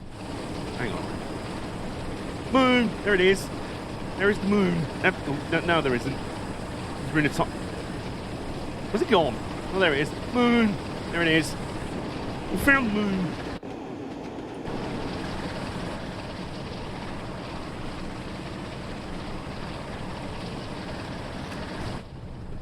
We've just gone over 50 miles an hour. And we'll need to come back down to 50 miles an hour in a minute, so let off the throttle a bit. We're still on quite a steep climb, so we should be able to just modulate the throttle and keep right on 50, so. Very bright moon tonight, I've got to say. Oh, we've got 6 viaducts as well. Well, questionable whether it is actually a viaduct, but you know what I mean. Look, it's a shorthand. It's a shorthand term for any bridge overlooking nice scenery.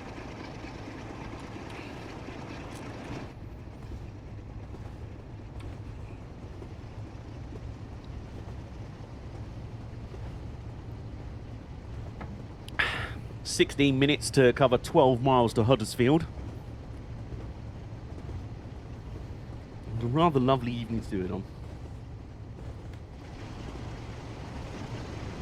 Yes, let's open the window because though it is freezing cold, though it is minus 6 degrees outside, I want to hear the rumble.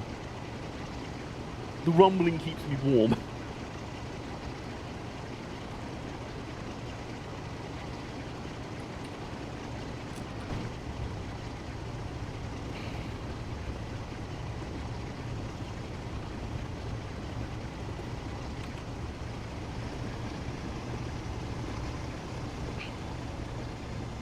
Oh. Is the moon made of cheese? Cheese, Gromit! Is the moon made of cheese? I think Wallace and Gromit and James May need to team up and investigate once and for all. Well, that's if it's needed. I mean, Wallace and Gromit did find out that the moon is in fact made of cheese. They found this out for themselves. Way before your favourite billionaires decided to do massive vanity projects about flying into space rather than, you know, fix the planet or anything, or pay any tax. Oh, look at the glowing lights on this. Oh, look at this. Oh, what a cute little station this is. So let's ruin the peace. Oh god, we're in a tunnel. Oh, there's a train. Hang on, where's the... Dark, I can't... hang on. Here. No, that's the door. It's above the door. I don't want to open the door in the tunnel. That's very... Can't even... There we go. Right, well, there's the gauges.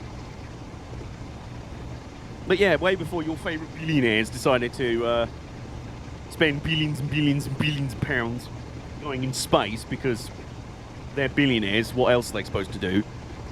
They're not exactly going to be caring, sympathetic human beings anytime soon.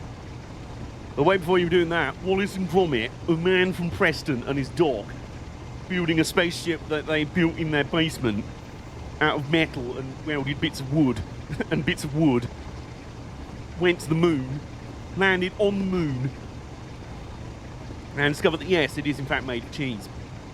So they found this out. Where is the end of this tunnel? Yeah, that's a really good question. Oh, hang on. We can turn one cab light on, that one. There we go, both the cab lights are on. There we go, we fixed it. I like how there's cab lights for either side of the cab. That seems rather thoughtful. Oh, slow down a little bit as well. Aha! I see a tiny bit of light at the end of the tunnel. I.e. story of my mental health the past 2 years. The tiniest little bit of light at the end of the tunnel. There it is. So small you could probably think there wasn't any at all, but there is. Oh, look. Whoa! That was a thick boy rumbling through. I want to say that was a class 40. A definite rumbly boy there. Meantime, we're out the other side, so we can turn this off now. Also put the brake on just a tiny bit. Oh, out into the open hills. Hills and Pennines. The open hills and Pennines. And we are now doing the speed limit, so there we go. Level crossing there. Only a tiny little one. Just look at this. It's a bright moon. It's a very bright moon, but the lighting is gorgeous. Stars in the sky. It's very romantic, you know? It's very romantic. James May, cheese.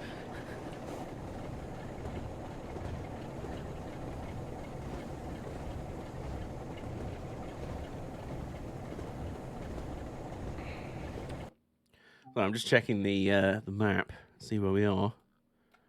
Aha, we are at Batley. So the first we came through was, okay, there's Whitehawk Road, there's Morley, now it's Batley, and then we've got Dewsbury, Ravensthorpe, Muirfield, Dayton, and then Huddersfield. Egg. So here's Batley.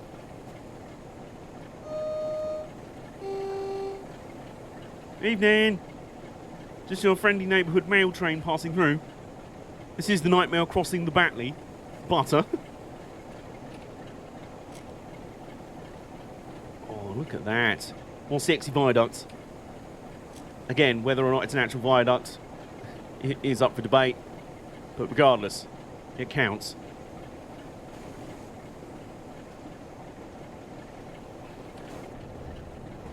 Beans. Because we're now going downhill, we need to put the brake on a tiny bit.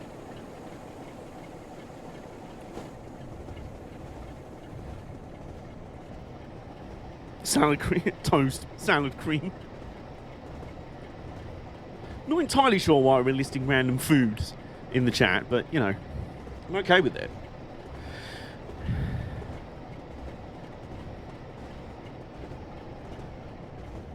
Nope. Oh, another sexy viaduct. Orange juice.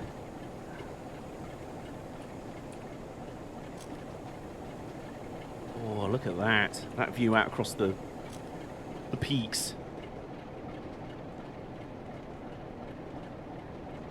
Oh, this is just lovely, really. It's just really nice. There's the brake. What station would this be? Dewsbury, I think. Yeah. Well, I would say lights are on, but there's no one home, but there's not really any lights on. There's not even that many lights on. We've actually slowed down quite a bit. Quite a bit more than we have to. think it's time to rectify that. Get some noise.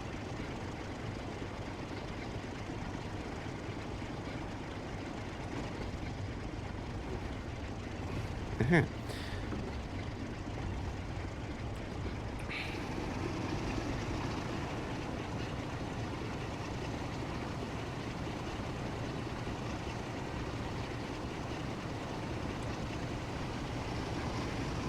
Bringing the cops happened. Apple juice. Like I said, I don't really know what thread that the chat's gone off on, but it's amusing to me nonetheless. Amused what? Oh.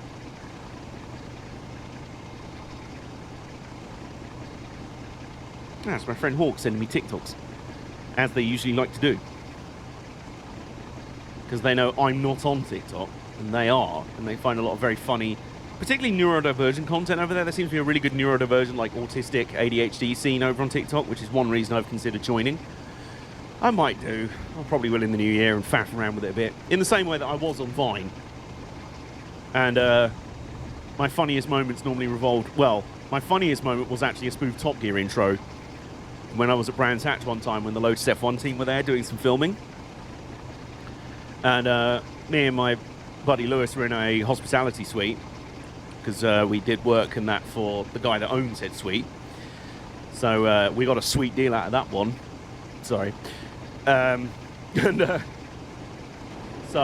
it...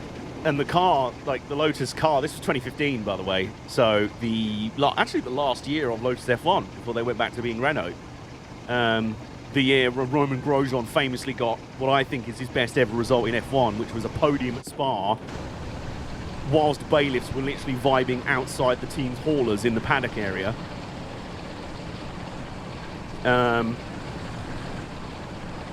So, yeah, we were stood up there, and I made Earl Grey tea by accident, me and Lewis, which neither of us like. I once accidentally had Earl Grey tea a few times at an ex-girlfriend's house. I didn't know it was Earl Grey tea. I just wondered why this type of tea tasted like, instead of boiling water and then putting that in the mug, they'd boiled Diet Coke. I don't like Diet Coke anyway, let alone boiling hot Diet Coke. What's a penny? What did I say? It's a penny. I don't know. I'm trying to remember what I said. Oh, nice little signal gantry there. But yeah, we were up there. I accidentally made Earl Grey tea. And the Lotus was spending so long actually driving around, so... and because Vine had the old 6-second limit thing, it was the really short, like, loop videos. I sound so old being like, back in my day, we had Vine, we only had 6 seconds to be funny in. None of this tick-tock, click-clock bollocks.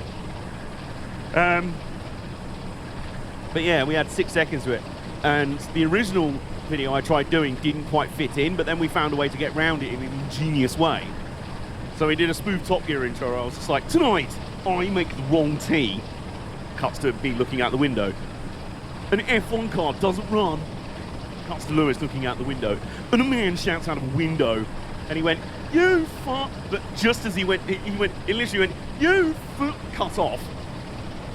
So at full speed, it just went, and a man shouts out of a window, you fuck. Brilliant. Inspired, actually, by a post-credit stinger, well, a mid-credit stinger from the first Johnny English film. Where he's about to get it on with Natalie Imbruglia, and then he accidentally fires her out the ejector seat, and he just goes, oh, fuck you, and the credits cut in. So I don't know if it is a mid-credit stinger, actually, but, you know, you get my point, hopefully. We've got 4.1 miles till our stop at Huddersfield.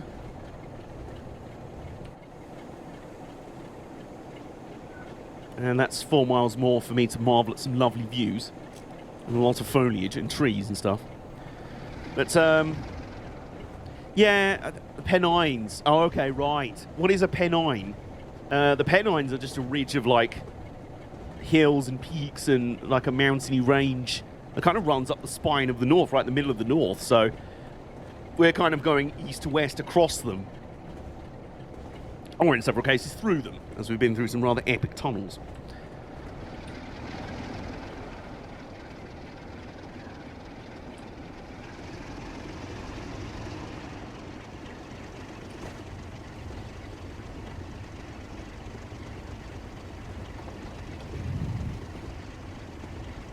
Oh, hello, there's a passenger train coming up from that branch. Well, I say that branch, the one we're going down. Evening. Little shuttle over to Leeds, I assume. Come on, let's give it the beans. Let's get it actually going to the speed limit that we're at. I know it's late in the evening, but there's no excuse for just trundling around. For granny trundling around.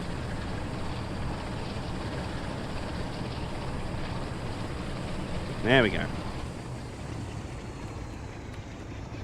That's more like it. Oh, we're going into another tunnel. Hang on. No, that's the door. I didn't mean to open the door. Oh. Oh, luckily. Okay, it's only a short tunnel. That's good. Yeah, that's useful. Oh, we're going up quite a steep incline as well, so that should naturally bleed off some speed for us. There you go. That's better. 50.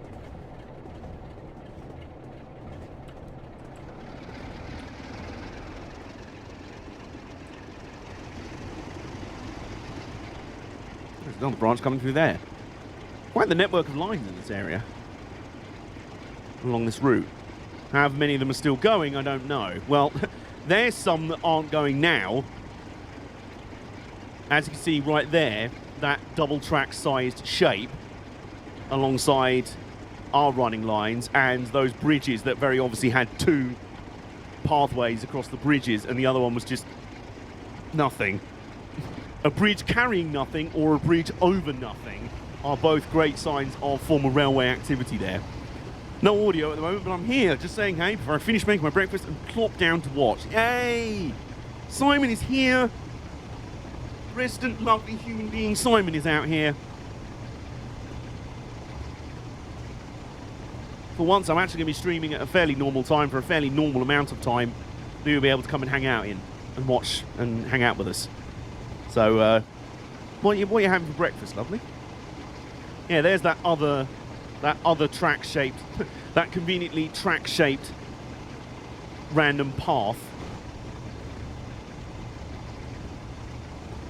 I assume it would have run into that yard, maybe? Yeah, because it doesn't look like it would have gone along here.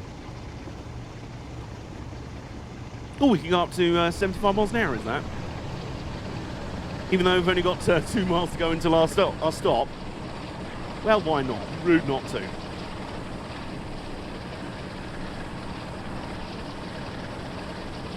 There's a little station here. The lovely yellowy, glowy lighting. Oh, that was a bit of an accidental tongue twister.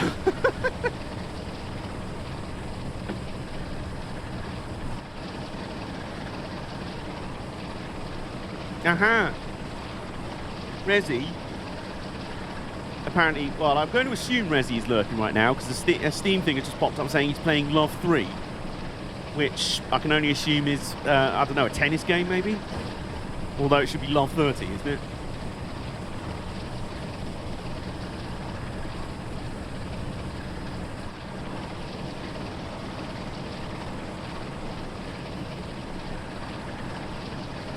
It's a platformer. Ooh, okay. Oh, we're talking like Slayer style?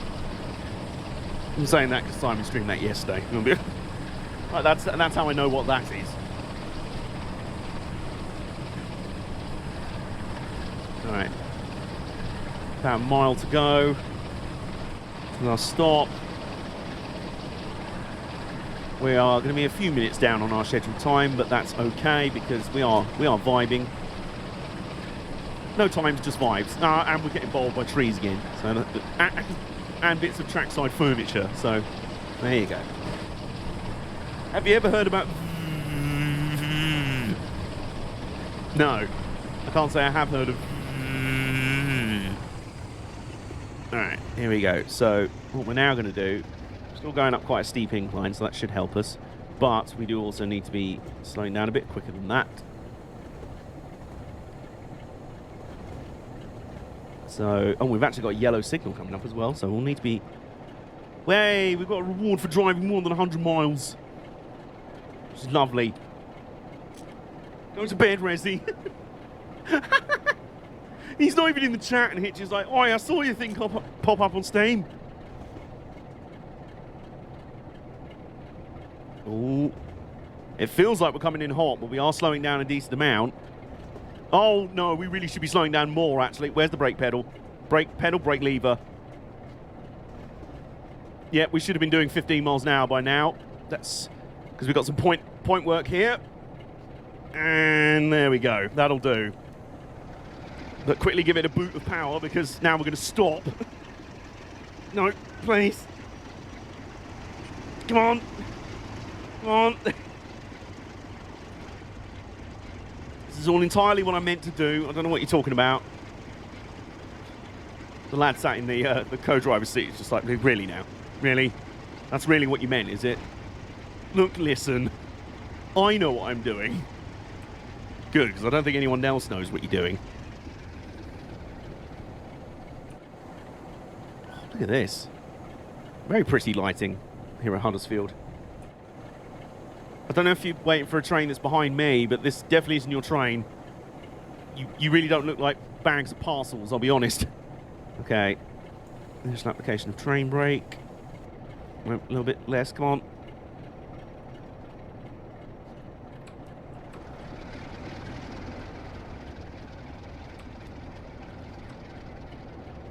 Slow all the way up to it, come on. We're going to crawl up to it. And then what we're going to do is we're going to whack the brake all the way on. Yeah.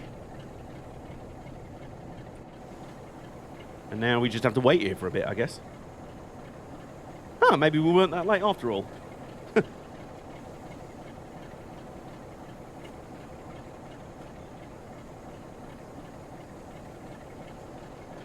There's a nice view of the train shed at Huddersfield. Look at that.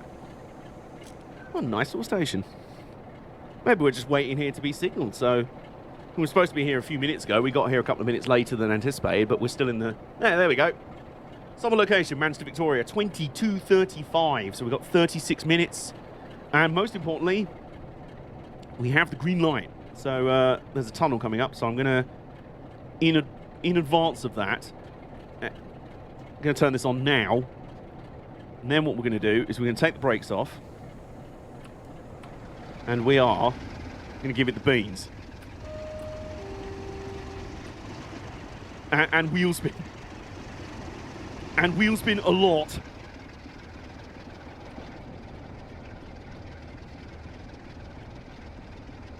Yeah, and wheel spin a lot.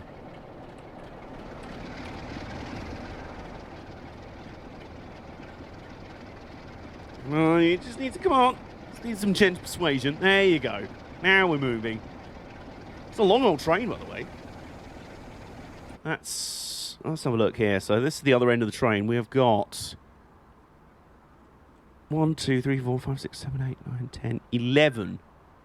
Looks like 11 coaches from this end, from where I am. So now that we're moving, we can start to put the throttle on a bit more. That was a bit too much. There we go. Now we're moving. As we slowly trundle into the ever-encroaching darkness.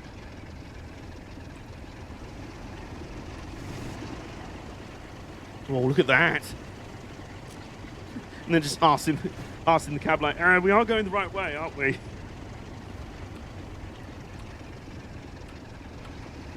There you go. So we'll trundle at 15 miles an hour. Speed limit should go up in a moment. Probably while we're still in the tunnel. Yeah, because I seem to remember, I mean, we had 2 rather long tunnels on the on our way through here from Manchester to Leeds. So we've been through a decent-sized tunnel already. I'm assuming this is the other one. This is where we decided, you know what, let's stop going over Pennines and go through some.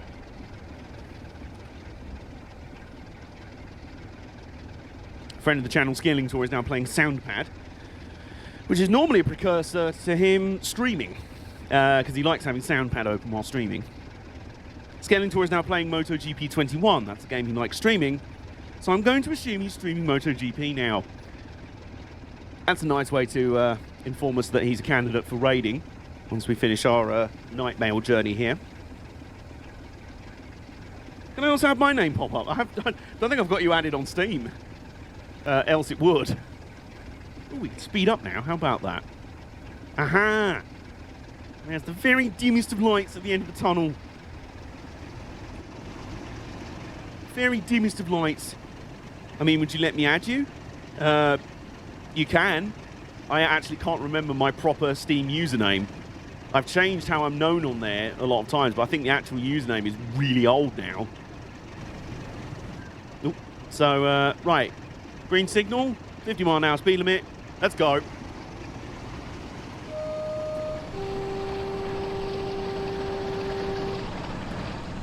Oh, straight into another tunnel. Oh, God. Oh, the rumbling. Can see from Reggie's list. Ah, I see. There you go.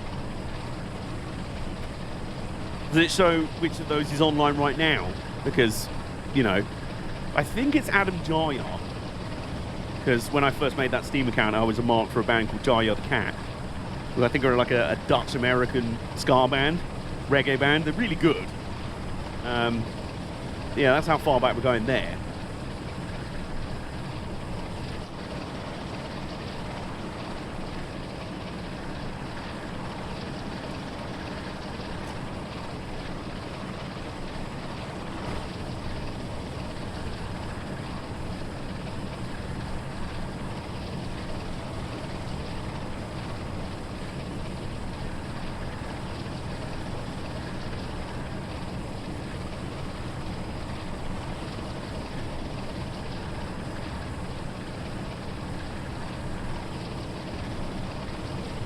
Oh, I've just realised I forgot to post this in the.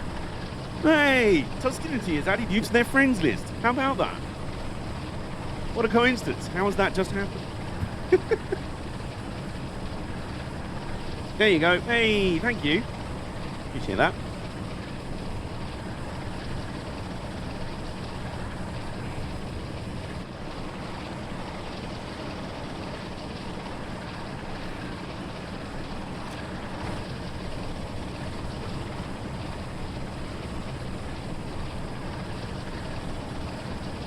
Alright, so we've got a heavy load on board and we are climbing some steep gradients, so this whole 65 mile an hour thing is hard work for our train, but...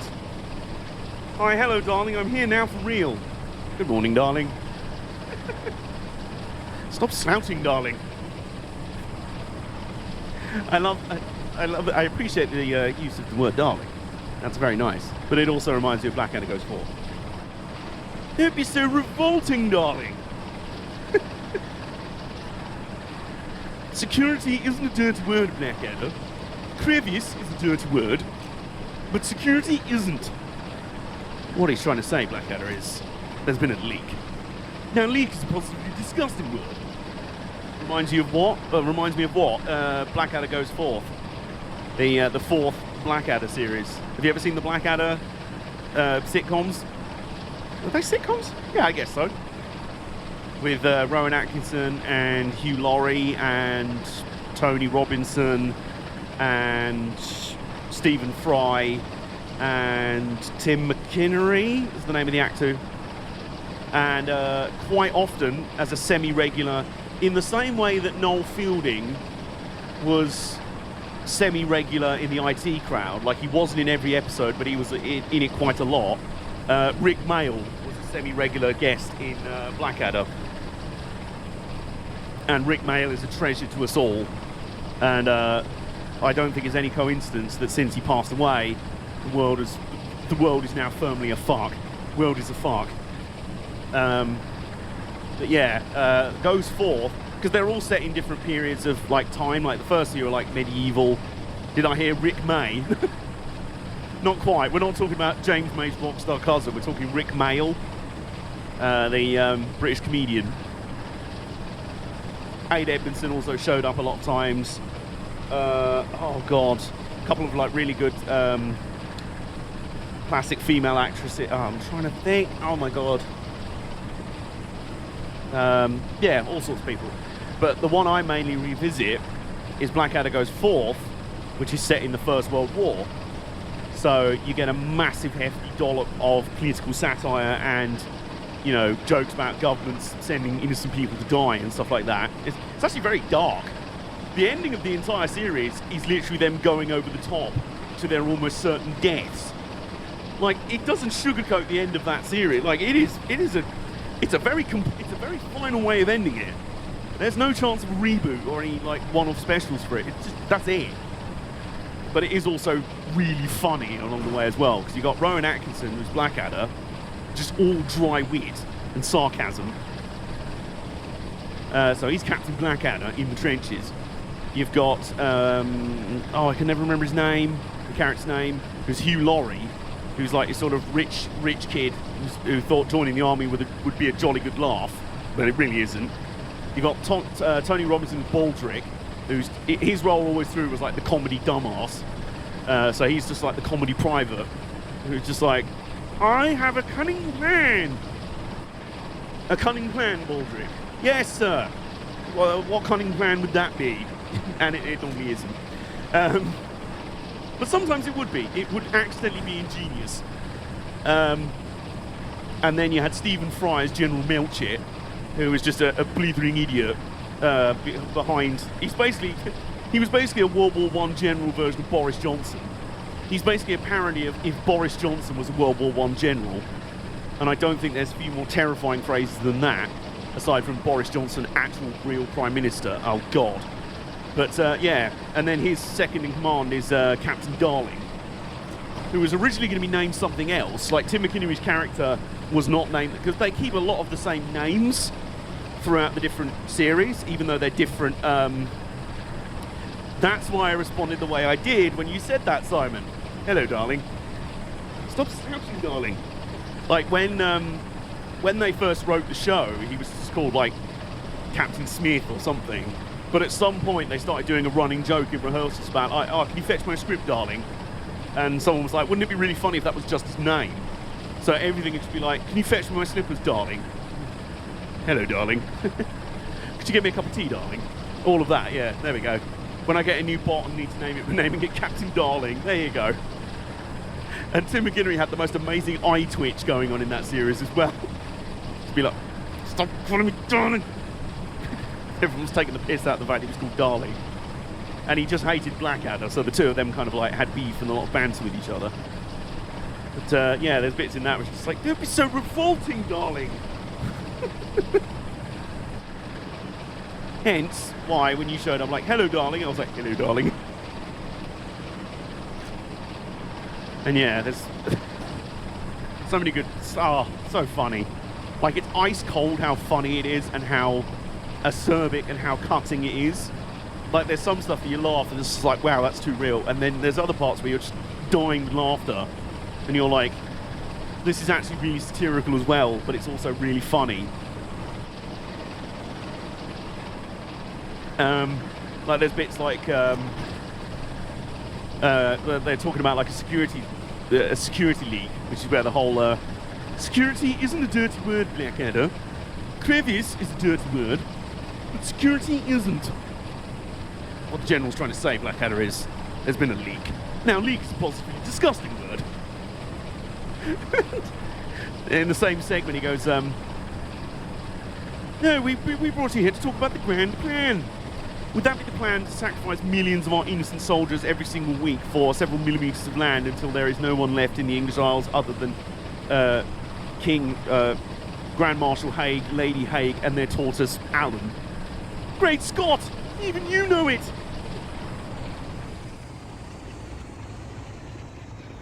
Well, there's the brilliant bit where he's trying to, the general's trying to cheer up Hugh Laurie's character, and he goes, anyway, here's something that'll cheer you up. Here's all the land that we've won back today. And it's just like a small table full of mud. just some mud on it. And it's like, it's quite good. What scale is this? What scale is this, darling? It's 1-to-1 scale. It's full size. Ah, yeah, excellent. Yeah, okay. It's not very much, is it? Look, it's very accurate. Look, there's a worm there. Did someone say anime? I didn't, but, you know, as a geologist, I approve that joke. Those are the best shows, in my opinion. It's part of why I like anime a lot of the time, when you go from about to cry to laughing your ass off in 5 seconds. They are the best. That's why I can't stand a lot of modern comedy films, because they're just so, like... A lot of it is either the jokes are way too obvious and just not funny. So if you can already see where a joke's coming from, when it's going to hit, and you know it's not going to be funny, you're just there like... Yep. Mm-hmm. Can you get on with it now? Yep. And there's the joke, and there's some tumbleweed blowing through as no one laughs. Or you get the ones where it's just like, the director clearly went, well, do we have a script for this? No. But we have a load of funny people. We have a load of funny actors. How about we just put them in front of the character and tell them to improv and riff?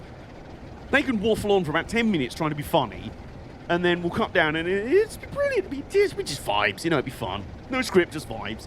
And then in the final film, you're just sat there like, this is about as funny as tetanus. You know what's really funny? Tightly scripted stuff. Like, me and Nay were talking about this recently, about the Cornetto trilogy, and a lot of Edgar Wright films, which are hysterically funny. He is an amazing comedy director, as well as a great action director, I'd say. And there was a review from the film critic Mark Kermode about Hot Fuzz, which is obviously just bulletproof, just bomb-proof in how funny that film is. And Mark Kermode straight up said, and Simon Pegg and Edgar Wright were in the studio with them, and Kermode was giving his review, and he straight up said, I don't think you would be as funny without Edgar Wright telling you how to be funny.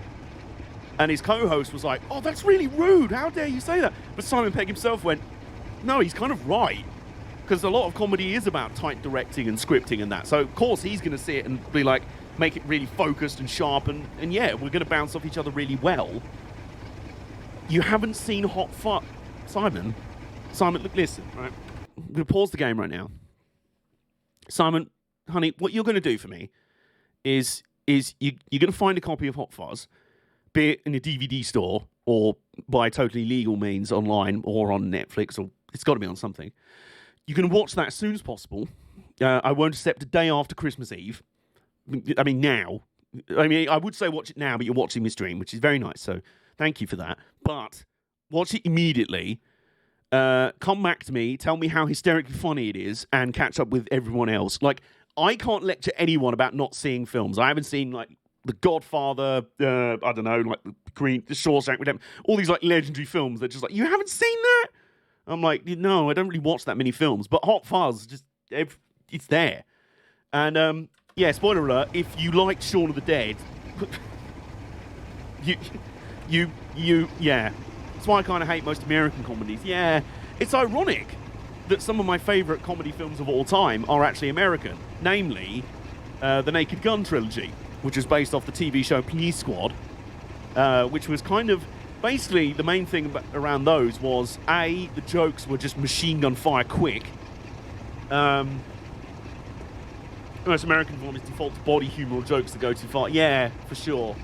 And that's not to say that British comedies don't do that as well, but I just love the idea of like the machine gun style of comedy a lot more times, like where it's just firing jokes at you and you're like, it's the sort of thing where you have to watch it multiple times because you've missed half the jokes the first time around because you're laughing at another one, you know?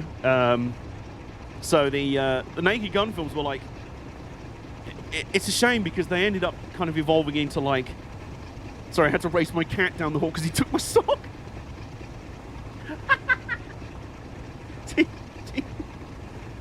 Just cat things, of course. Hello, Simon's cat. Do you want to give them their sock back? If it's anything like today, you'd kind of want your warm sock. Swear he's part dog. Cat dog. Cat dog. Alone in the world with a little cat dog. Does anyone remember that show? Please tell me I'm not the only one. Ooh, we've got a little bit of slowing to do as well. Okay. Yes, excellent. There you go. Good. It was in that sort of same vein as like Real Monsters and like Rocko's Modern Life, which is a big favourite of me and my parents. Rocko's Modern Life was baller. It also had, who's the train? Another train. It also had one of my favourite sound effects ever in cartoons, which I've heard elsewhere. I don't actually know the name of the sound effect, and I want it because I will use it in every video ever because it's so funny. It's just like a sort of, oh shit sound. It just sort of goes, whop. So it's like, whop, like in a sort of what. So you're like, oh, by the way, this is happening. Whop. It's brilliant. It's so funny. Just like timed perfectly. It's like the precision F strike. Because I was reading through a lot of TV tropes yesterday, mainly because I stumbled on there looking up Ashens' page on there and all the different tropes on there, and the precision F strike was one of my favourites, which is like precision use of an F-bomb. It's my kind of swearing, you know. I'm obviously not entirely PG, but I don't like excessive swearing. You know, if someone in the chat starts really going off on one, I'm like, do you want to calm down? But a surgical F-bomb, a precision F-bomb strike is just brilliant. It's just beautiful. And Ashens is very good at that. Don't like excessive swearing, oops. No, you're good. You literally just have to be like a wall of F-bombs and C words and stuff, you know, like just really being like, okay, you're just kind of getting annoying now. Don't worry, you'll know. Oh, we can just go up 60 miles an hour again. Why not? Let's do that. Got 11 miles to go to Manchester. And these people need their parcels. Never mind I'm talking about old cartoons, as excellent as they were and are. Yeah, never mind you flipping Rick and Morty's and all that bollocks. Sound like such an old man, but honestly, I didn't. Like, whatever I saw of Rick and Morty, I was like, oh god, really? Okay. And then, but the unfortunate thing with Rick and Morty is I think I was doomed not to like it. I hate Rick and Morty, genuinely. Yeah, I think I was doomed to hate Rick and Morty because the first thing I knew of it was the insufferable fan base, and I'm like, oh, what is this? And I remember watching one episode of it, and I'm like, this is what people are. Really? Right, okay. Right, okay. You know, I think I'm good. You know, I think I'm good. It's quite funny as well because I barely watch any TV. Like, film and TV are just... It's not that I don't even like the stuff that I watch or anything. Like, I do films that I end up watching or TV shows that I end up watching, I do like. It's just like... It's like... I just have stuff that I'd rather actively search out over it, which is namely music and video games, mainly. I just prefer checking out video games and music ahead of film and telly, you know what I mean? Like, it's easier to get me to sit down. Well, I can listen to a record while I'm out and about, and, oh, hello. Evening. Yeah, I can listen to music when I'm out and about and travelling. That's how I, like, on the way down to Exeter a few weeks ago, on the way down on the train, I just thought, hey, I've got Taylor Swift's Pandemic Duo, a pair of Pandemic albums on my phone, because I'd really been getting into older Taylor, well, namely 1989 era Taylor Swift. And I was like, hey, I was curious to see about these Pandemic albums, which are kind of more folksy in that. I've got about an hour or so to go of my journey to Exeter. Let's listen to Folklore. And it turns out it was slightly less than that, because I remember listening to the final few tracks when I was walking up to my hotel, and then I finished off the album walking down to Acosta, getting some hot chocolate, and then going back to my hotel again. And fell in love with that album completely and utterly. And then I deliberately saved listening to Evermore until the train home, so I could have a proper, like, extended listen of it. But that's perfect for journeys like that. So I can just do that, listen to music that I like or want to discover new stuff, play video games.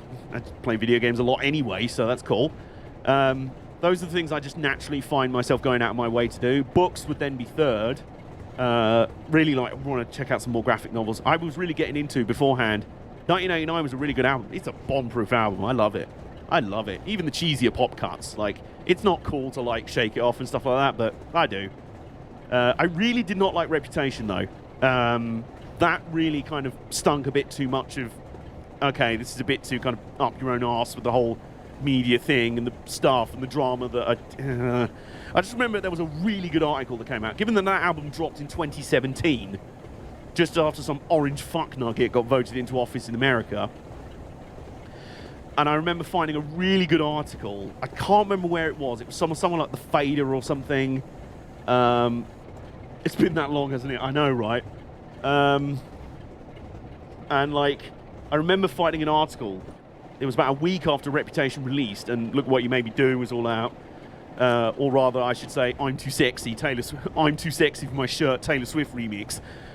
My favourite is to refer to him as Fuck Trumpet. I love that.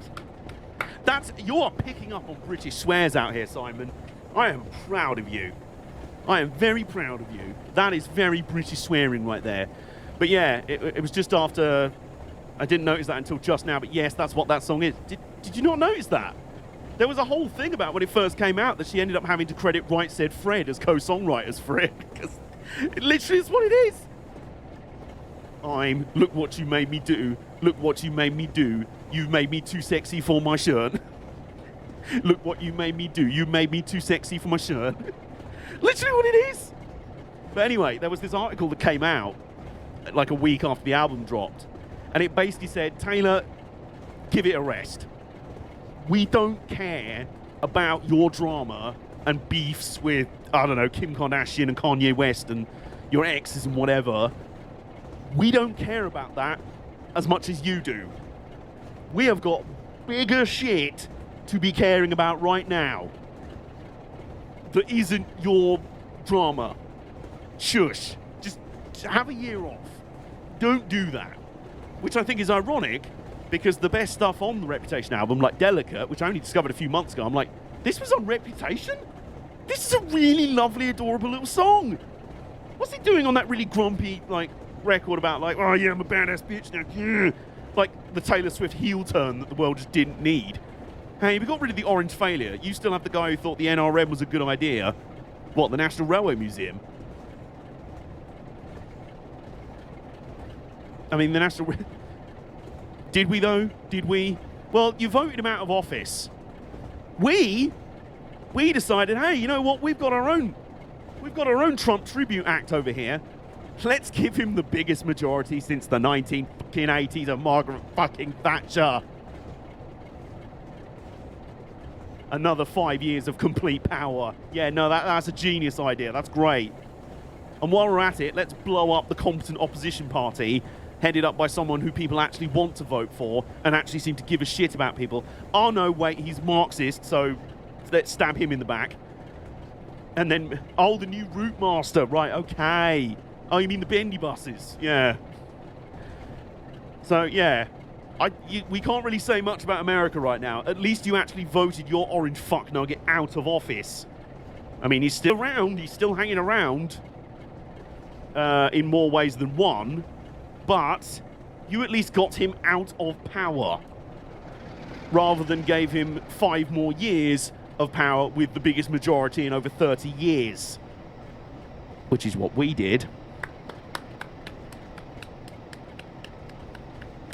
So anyway, about my plans to move to Scotland. Back on music, by the way. Hot take, I really hate Adele's music. Take Me With You. Great. Granted. Like, it's really funny, because in late 2019, it was just before the election where everything went wrong. Where just everything went wrong for good. But, yeah, I went up to Scotland It was to film a video on one of the last runnings of the Highland Chieftain train as hauled by HST, which is a train that runs once a day from London King's Cross to Inverness, spanning, I want to say, 850 miles or so, all the way up to Inverness, which is right up in the North Scottish Highlands.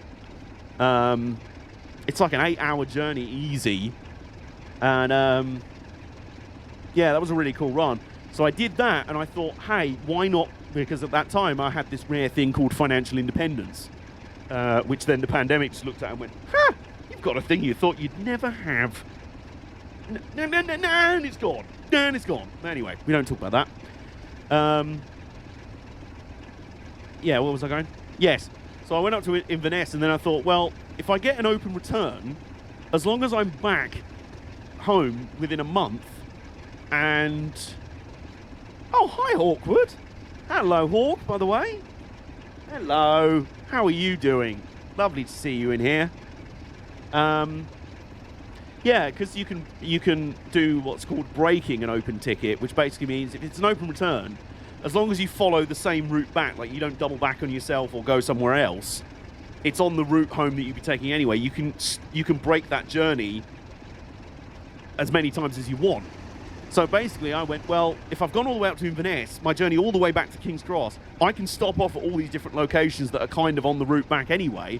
And as long as I'm back home ultimately within a month, we're all good. And that's exactly what I did. So I stayed a couple of nights in Inverness, and then I went down to Glasgow to visit a couple of friends of mine that I have there. And that's where we did the video on the Glasgow subway, which is really cool. I love the Glasgow subway. Glasgow's lovely anyway.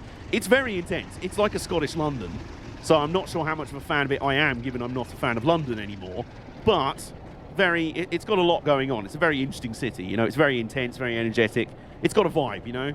And then I popped over to Edinburgh to see a few more of my friends they're actually a couple, and they run their own dog walking business, which is fabulous, which meant I got to meet some of the goodest puppers that they walk, and I got to meet their own good boy, who is a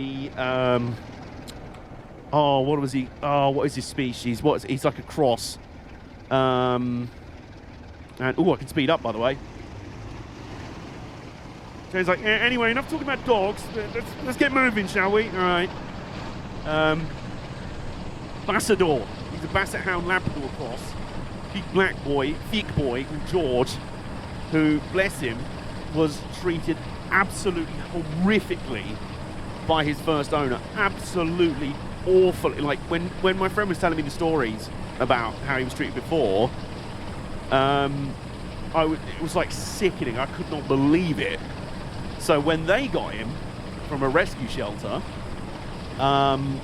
he's still very traumatized. They had to work really hard with him for many years. He still has moments where he slips up. You know, like, but they said to me, like, look, you're gonna have to be careful with him.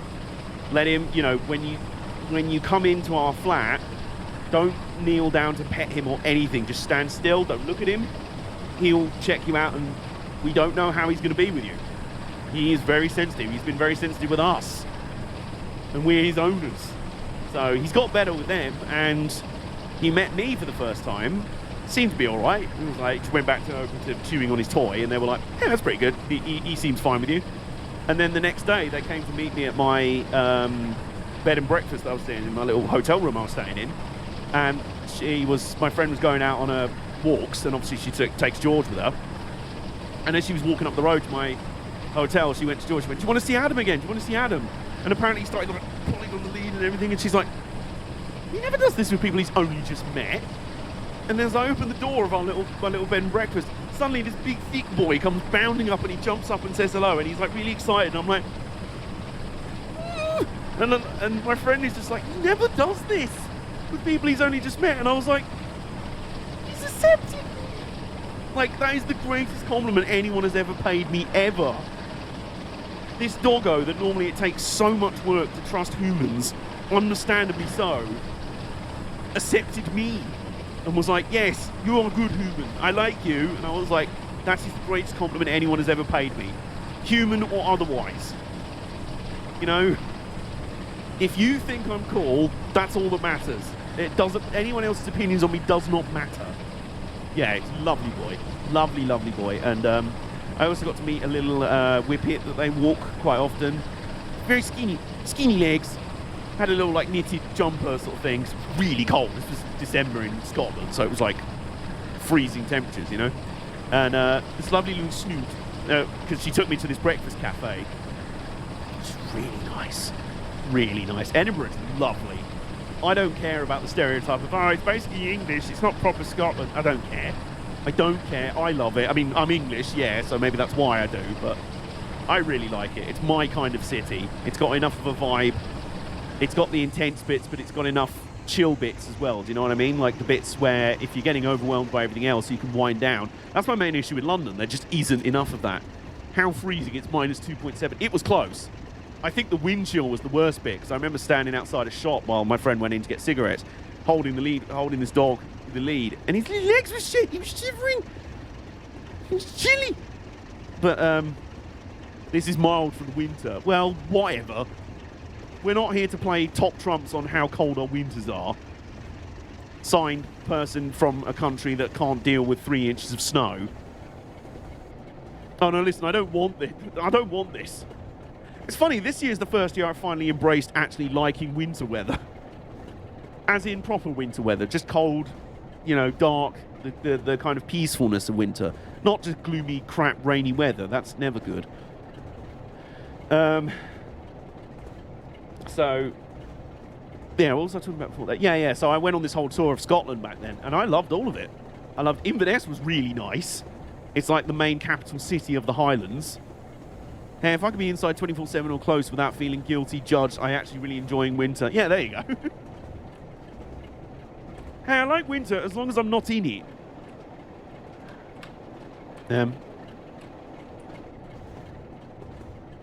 Oh, hang on. I accidentally hit the button for the reverser. There we go. That'll be why the throttle suddenly wasn't working. Yeah, one of my main issues with London is just there's just nowhere to relax. There's nowhere chill. Everything is 1,000 miles an hour. Like, I came up with a poem, like I think I may have written this as a poem once, just to myself. Or just as a couplet line. I was like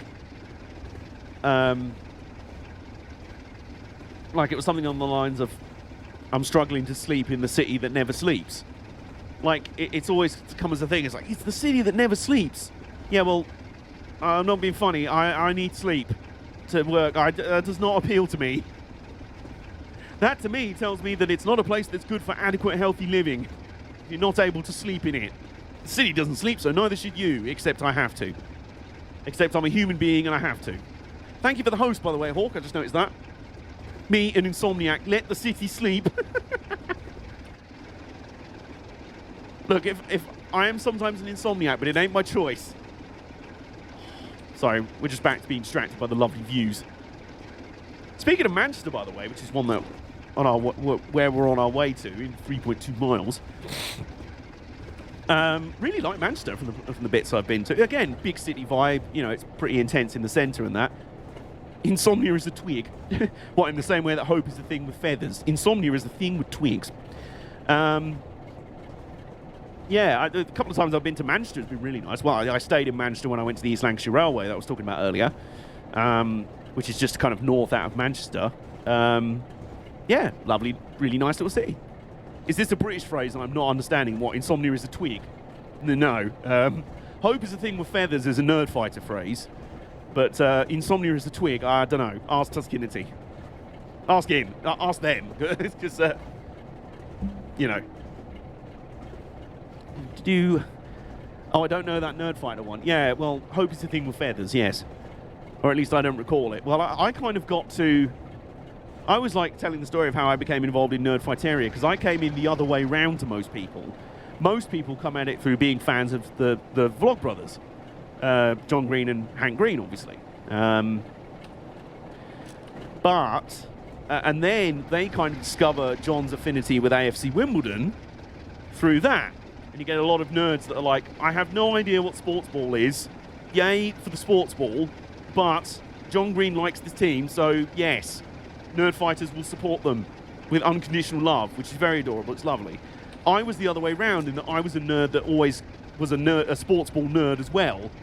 I was actually a nerd about sports ball, including football. So in 2011, I adopted AFC Wimbledon as my club for life kind of thing. I was like, this is my team. This is it now. Because I love their story. I love, you know, I'm geographically close to them. You know, they just work. They were my choice. Then in 2014, a girl I was with saw my AFC Wimbledon scarf and went, oh, you support John Green's team? And I went, well, who's John Green? And she went, oh, he does FIFA videos on YouTube. And I genuinely said, you mean like KSI? Spoiler alert, John Green is very much not KSI. They are two very different things. But she was right in that he does have a side... I don't know if he still does the series, I'm not sure.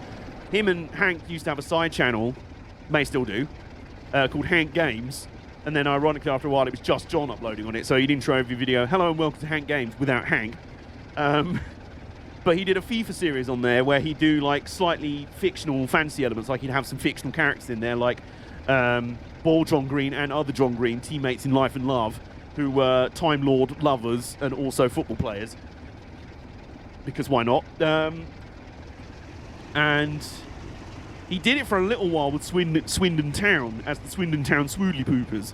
But then he thought, I don't really have any affinity to Swindon. And then he found the AFC Wimbledon thing and the whole fan ownership thing. And was like, okay, this team seems cool. And he adopted them, so he became the AFC Wimbledon Wimbly Wombleys. And then after a while he went, do you know what? How about I give the ad revenue and everything I'm earning off this channel playing as AFC Wimbledon on FIFA on YouTube, how about I give that to the real Wimbledon? And he just became a club sponsor. And since then, he's now become he's a big sponsor in the club, regularly sponsors match programs. There was a stand named after him at Kingsmeadow. I should hope there's one named after him at Plough Lane. There's Nerdfighteria banners and boards all around. I actually went to the one NerdCon, the Nerdfighteria convention that was at AFC Wimbledon Stadium at Kingsmeadow when our stadium was Kingsmeadow. It was wonderful. It was great. So what happened was, by 2015, I think through another friend of mine who knew about the Nerdfighters, I got an invite into the London Nerdfighters Facebook group, like the London chapter of the Nerdfighters. And I was always way too shy and socially anxious to go to a meetup because I'd been going on my own. No one else I really knew. I'd been like, who else can I really go with? But I was very anxious about going on my own. So I was like, yeah. Then in 2016, AFC Wimbledon decided to make a playoff run. They were in League 2, the 4th tier of the Football League. There's like 9 tiers of football leagues in the UK. The top 4 are known as the Football League. And confusingly, they're called the Premier League, the Championship, League 1 and League 2. Yeah. And then below that, you've got the Conference or the National League, and then the National League North and South, and then the Estimian Southern Premier, all different kind of tiers and stuff. But anything below League 2 is non-league and generally amateur. There's some professional clubs down there, but a lot of them are fairly amateur. So having come up, having had to restart as a new AFC Wimbledon after the old Wimbledon decided to go off to Milton Keynes and become a franchise, which really worked well for them. The new AFC Wimbledon started like in the 9th tier, I think, so 5 tiers down even from the Football League or Football League 2. Oh, we're about to pull into Manchester, Victoria. So I'm going to break off that conversation for a moment just to make sure we get this right. But yeah, having moved all the way up through the divisions, got up into League 2 by 2011, which is right around the time I found them, so it was great timing that they'd just been promoted, because I found them on the League 2 page. I was like, oh, who are these guys? And then, after a few years of surviving relegation from League 2, they decided to go on a playoff run. Now, in those leagues, from the Championship League 1 and 2, the top 2 in each division are promoted automatically. Then 3, 4, 5, and 6 go into their own playoff bracket to decide the 3rd team that goes up. So Wimbledon snuck into the playoffs in 6th place, the bottom seed. So we got drawn against, oh God, who was it that we played in the first round? It was really exciting over the 2 legs. It was a 2-legged playoff semi-final. And yeah, we won after extra time in the 2nd leg, which was really exciting. And then as soon as that happened, I realised, oh, we're going to Wembley for the playoff final. I have to be there. I am not missing this for the world.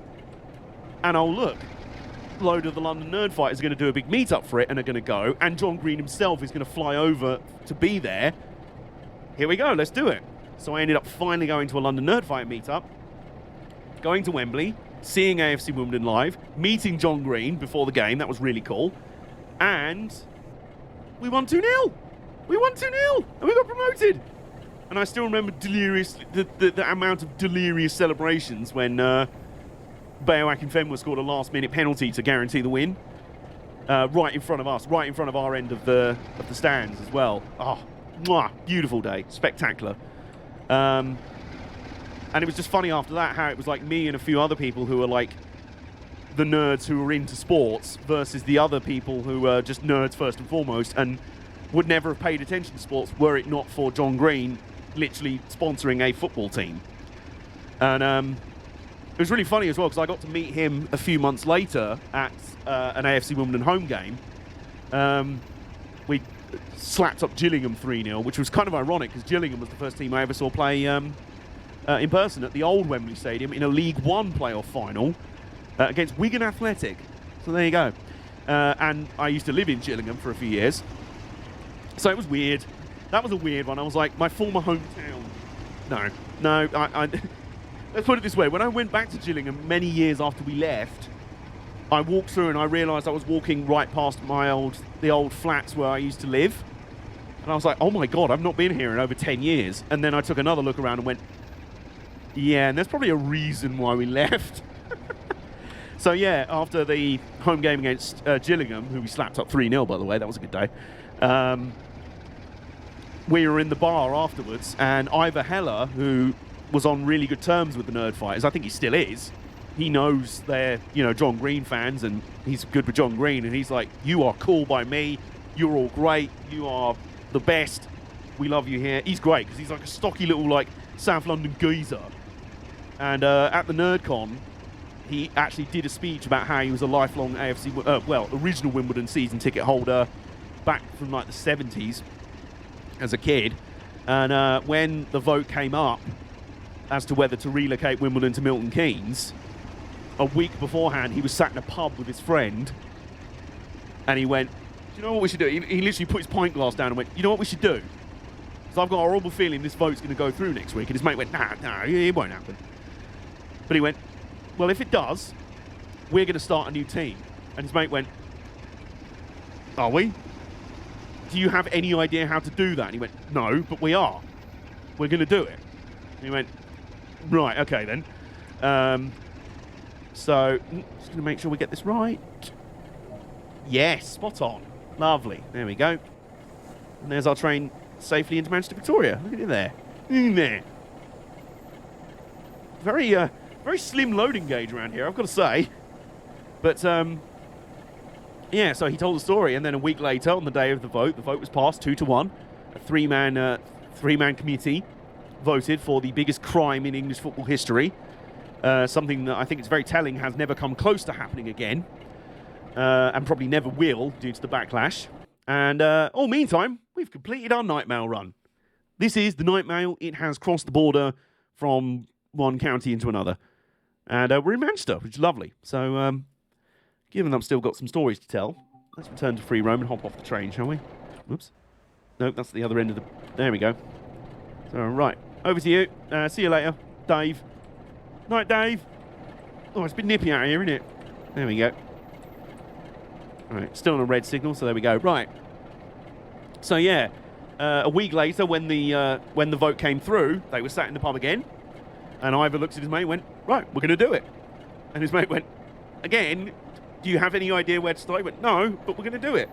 Wimbledon needs a football club.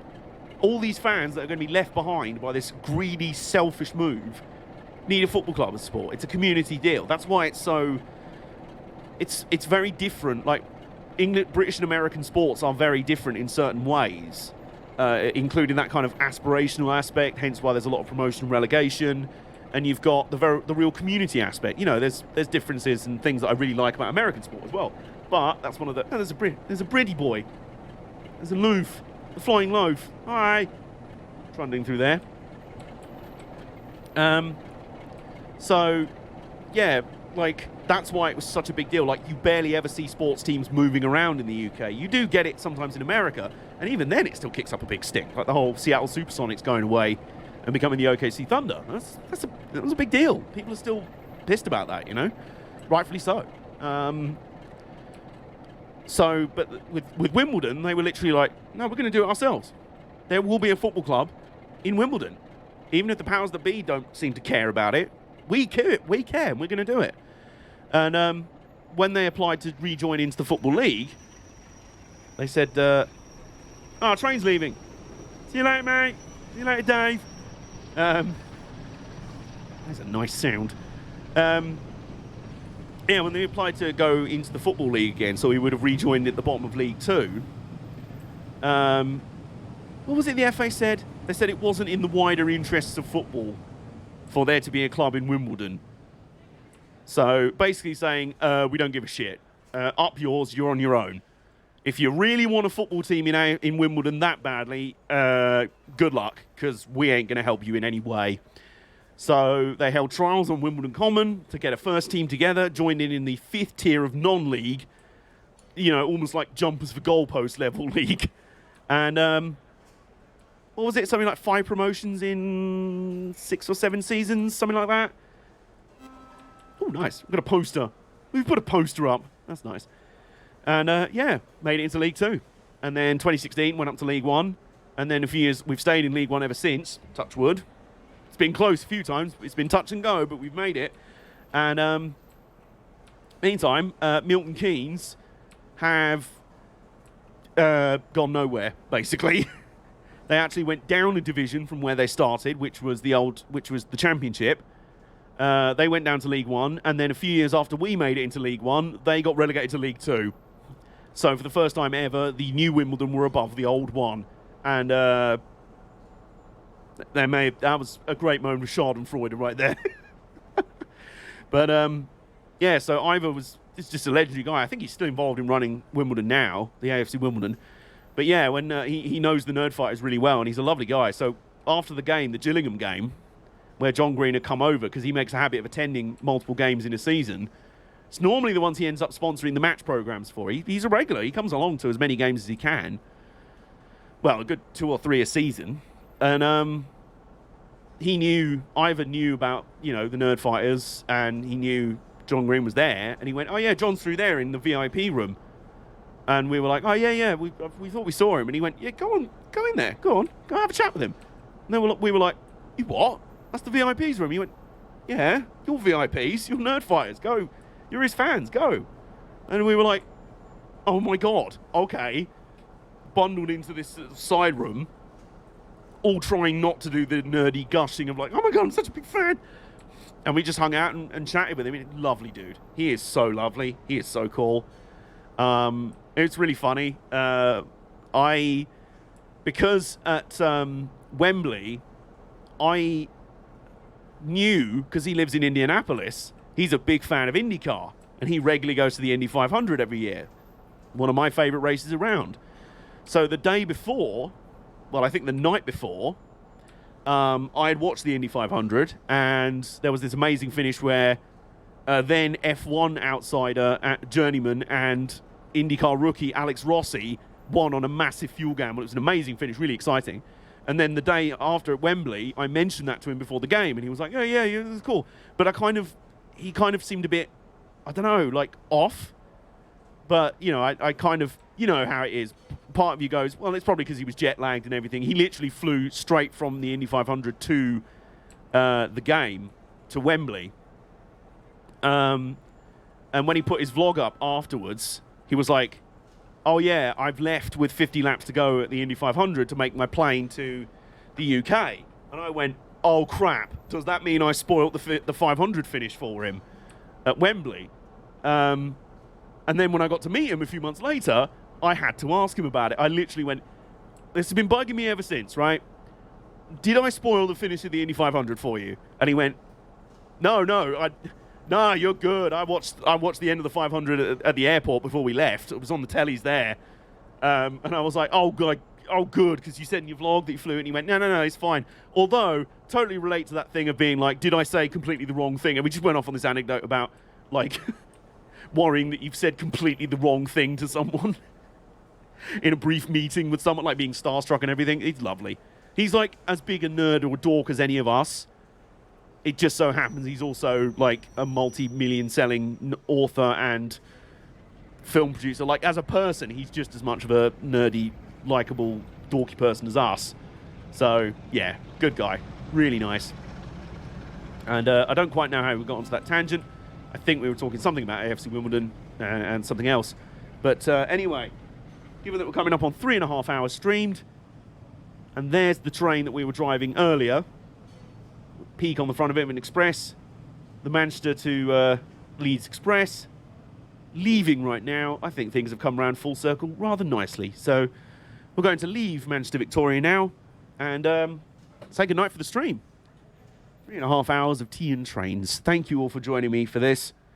Thank you all for hanging out. I appreciate your company very, very much. You know I do. So glad I finally caught you for a bit. Yeah, the feeling is mutual. The feeling is mutual, darling. Hello, darling. The feeling is very mutual. So what we're going to do now is quit out of the game. And then what we're going to do is we're going to see who's online.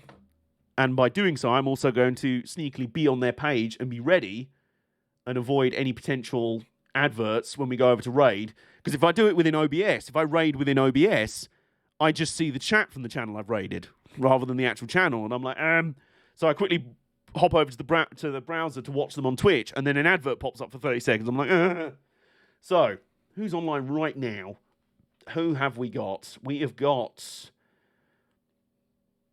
unfortunately, I was rather hoping we'd be able to raid Stephen Bailey, who's a sim racer, but has been playing Cricket 22 the last few days. He's been basically doing his own virtual Ashes, which is pretty cool. We've got either the coolest Fry, who I know is a very good friend of Simon's, and a cool streamer and a lovely human being. They're playing an underrated PS1 game, Threads of Fate.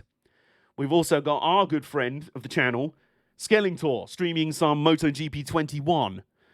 My feeling is we'll go pop by Skelly's channel to watch some motorbike racing, because I'm a big fan of that game. So, 07. Look, listen, Simon, I know you want us to raid for Curly. I knew.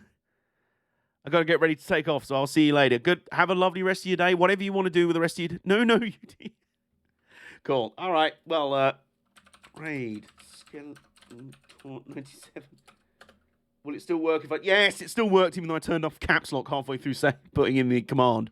Right, so we're going to pop over to Skellington stream, go and hang out and watch some motorbike racing, which should be a lot of fun. And I hope you've had a lovely time in this stream. And I hope you have a fantastic rest of your Wednesday.